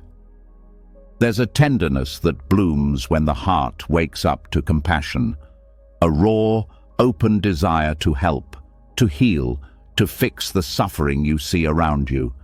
It feels noble, it feels urgent, it feels right. And yet, Buddhist teachings whisper a deeper truth. Not all action is wise. Not all intervention helps. True compassion is not just about doing good. It is about acting at the right time, in the right way, from the right place inside. The Bodhisattva, the being committed to awakening for the benefit of all, is not driven by panic. The Bodhisattva does not rush to fix everything at once. They listen first. They feel first. They wait for the moment when action will truly serve, not merely soothe their own discomfort. This kind of timing is not taught by the world. The world teaches urgency. The world says, if you see a problem, act now, fix it now, solve it now. But Buddhist wisdom teaches that timing is part of wisdom. That sometimes the kindest thing you can do is not to act immediately, but to wait until your heart is clear, your presence is steady, your vision is wide enough to see what is truly needed. Acting from urgency often looks helpful on the surface. It looks like love, but underneath it is often fear. Fear of feeling helpless, fear of witnessing suffering, fear of not being good enough unless you are constantly fixing. Urgent compassion can be noisy, controlling, even violent in its need to intervene. Bodhisattva compassion is different. It is quieter. It is humbler. It knows that rushing into action without understanding can sometimes cause more harm than good. It knows that true service requires patience, discernment, and the willingness to be uncomfortable without immediately trying to make it go away. Sometimes, the most compassionate thing you can do is simply to be present with someone's pain without trying to fix it. Sometimes, the deepest healing comes not from solving problems, but from sitting silently beside someone in their darkness, holding space for their own strength to awaken. Timing matters because true help is not about your need to give. It is about their readiness to receive. It is about meeting people where they are, not where you think they should be. It is about honoring their process, their pacing, their dignity. The Bodhisattva waits, not out of indifference, but out of reverence for the other's soul journey. They trust that each being has their own unfolding, their own sacred timing of awakening. They trust that sometimes seeds planted in silence grow deeper than seeds forced into premature blooming. Waiting does not mean abandoning. It does not mean closing your heart. It means holding the field of love open long enough for real transformation to take root, not forced by your will, but invited by your presence. There are times when action is needed, times when the call to help is clear and immediate. True bodhisattva timing is not passive. It is not an excuse for inaction. It is a living, breathing attentiveness to what each moment actually needs. Not what your mind thinks should happen, but what the heart knows is right. This kind of timing requires humility. It requires the courage to act when called, even when you are afraid. It also requires the courage to wait when waiting feels unbearable. It requires the willingness to be misunderstood, to look like you are doing nothing, while you are actually doing the most important thing of all, trusting the deeper intelligence at work in all things. When you live with bodhisattva timing, you stop measuring your worth by how much you fix. You start measuring it by how faithfully you stay present. You stop seeing yourself as the savior and start seeing yourself as a companion, a steady presence walking beside others on their journey, offering help when invited, offering silence when needed. You learn that compassion is not just about doing. It is about being the kind of presence that nourishes growth, even when no visible change is happening yet. About being the kind of love that does not demand results to stay faithful. You also learn to extend this same patience to yourself, to trust your own pauses, to honor your own slow awakenings, to stop forcing your own healing into timelines that do not match your soul's natural pace. Because sometimes the person you most need to show bodhisattva timing toward is yourself. Sometimes you need to act with fierce love on your own behalf. Sometimes you need to wait with tender patience for your own heart to open. Sometimes you need to recognize that your own unfolding cannot be rushed, cannot be forced, cannot be judged by the mind's harsh standards. When you live this way, compassion stops being a performance. It becomes a way of breathing, a way of seeing, a way of trusting that life is already moving every being toward awakening, and that your role is not to push, but to support, to witness, to love without conditions. There is a peace that comes when you surrender to bodhisattva timing, a peace born from knowing that you are neither the author nor the controller of other people's journeys. A peace born from trusting that your small acts of presence, your quiet prayers, your patient love, all of it matters, even when it is invisible, even when it seems like nothing is changing. Tonight, as you let yourself sink even deeper into rest, let go of the burden to fix everything. Let go of the pressure to always know exactly what to do. Let go of the fear that you must save the world through your effort alone. You are not here to force awakening. You are not here to rush healing. You are here to be a steady flame, a gentle river, a patient hand. You are here to trust the sacred timing of all things, the timing of your own life, the timing of others' lives, the timing of the great unfolding that moves through every heart, every soul, every breath. Trust when to act. Trust when to wait. Trust that both are forms of love. And in that trust, you will find a deeper strength, a deeper compassion, a deeper joy. Because when you live by bodhisattva timing, you are no longer fighting life's currents. You are flowing with them. And in that flow, You find not just peace for yourself, but healing for the world around you. And now, as your breath settles into a softer rhythm and the stillness of night wraps around you like a trusted companion, let the wisdom of everything you've heard tonight sink even deeper. You have walked through the sacred teachings of patience, trust, and surrender. You have remembered that waiting is not wasting, that delays are not defeats, that nothing true is ever lost. You have touched the ancient rhythm where life does not rush and where even the smallest setback carries the seeds of unseen miracles.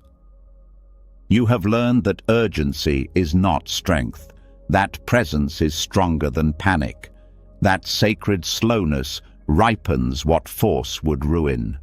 You have discovered that silence can be louder than action, that even when life pauses, your soul is still moving in ways you cannot yet see. You have remembered that your path is not a straight race toward some distant finish line. It is a spiral unfolding, a living dance between effort and surrender, between dreams and timing, between your heart's longing and life's wiser unfolding. You are not behind. You are not missing out. You are not late for your own destiny. You are right where you are meant to be, held by a timing far wiser, far kinder, far more beautiful than anything the mind can plan. Tonight, let go of the struggle to rush ahead. Let go of the fear that life is leaving you behind. Trust the gentle clockwork of your soul. Trust that the seeds you have planted are alive beneath the surface. Trust that what is meant for you is not slipping away. It is ripening, perfectly, silently, powerfully, inside the sacred timing of your own life. And when you wake tomorrow, may you carry this trust with you like a quiet flame. May you walk lighter. May you breathe deeper. May you live, not from rushing, but from resting in the certainty that you are already becoming all that you were meant to become. If tonight's journey touched something deep inside you, leave a comment below with the words, "I trust the timing of my life." Let it be a small but powerful commitment to your own unfolding. And if you want more teachings like these, the kind that hold you steady when the world pulls you in every direction, make sure you subscribe to the channel and tap the bell so you never miss a moment of this shared path toward deeper peace. Thank you for being here. Thank you for trusting this sacred journey. Until next time, keep walking gently, keep trusting fiercely, and remember, you are always exactly where you need to be.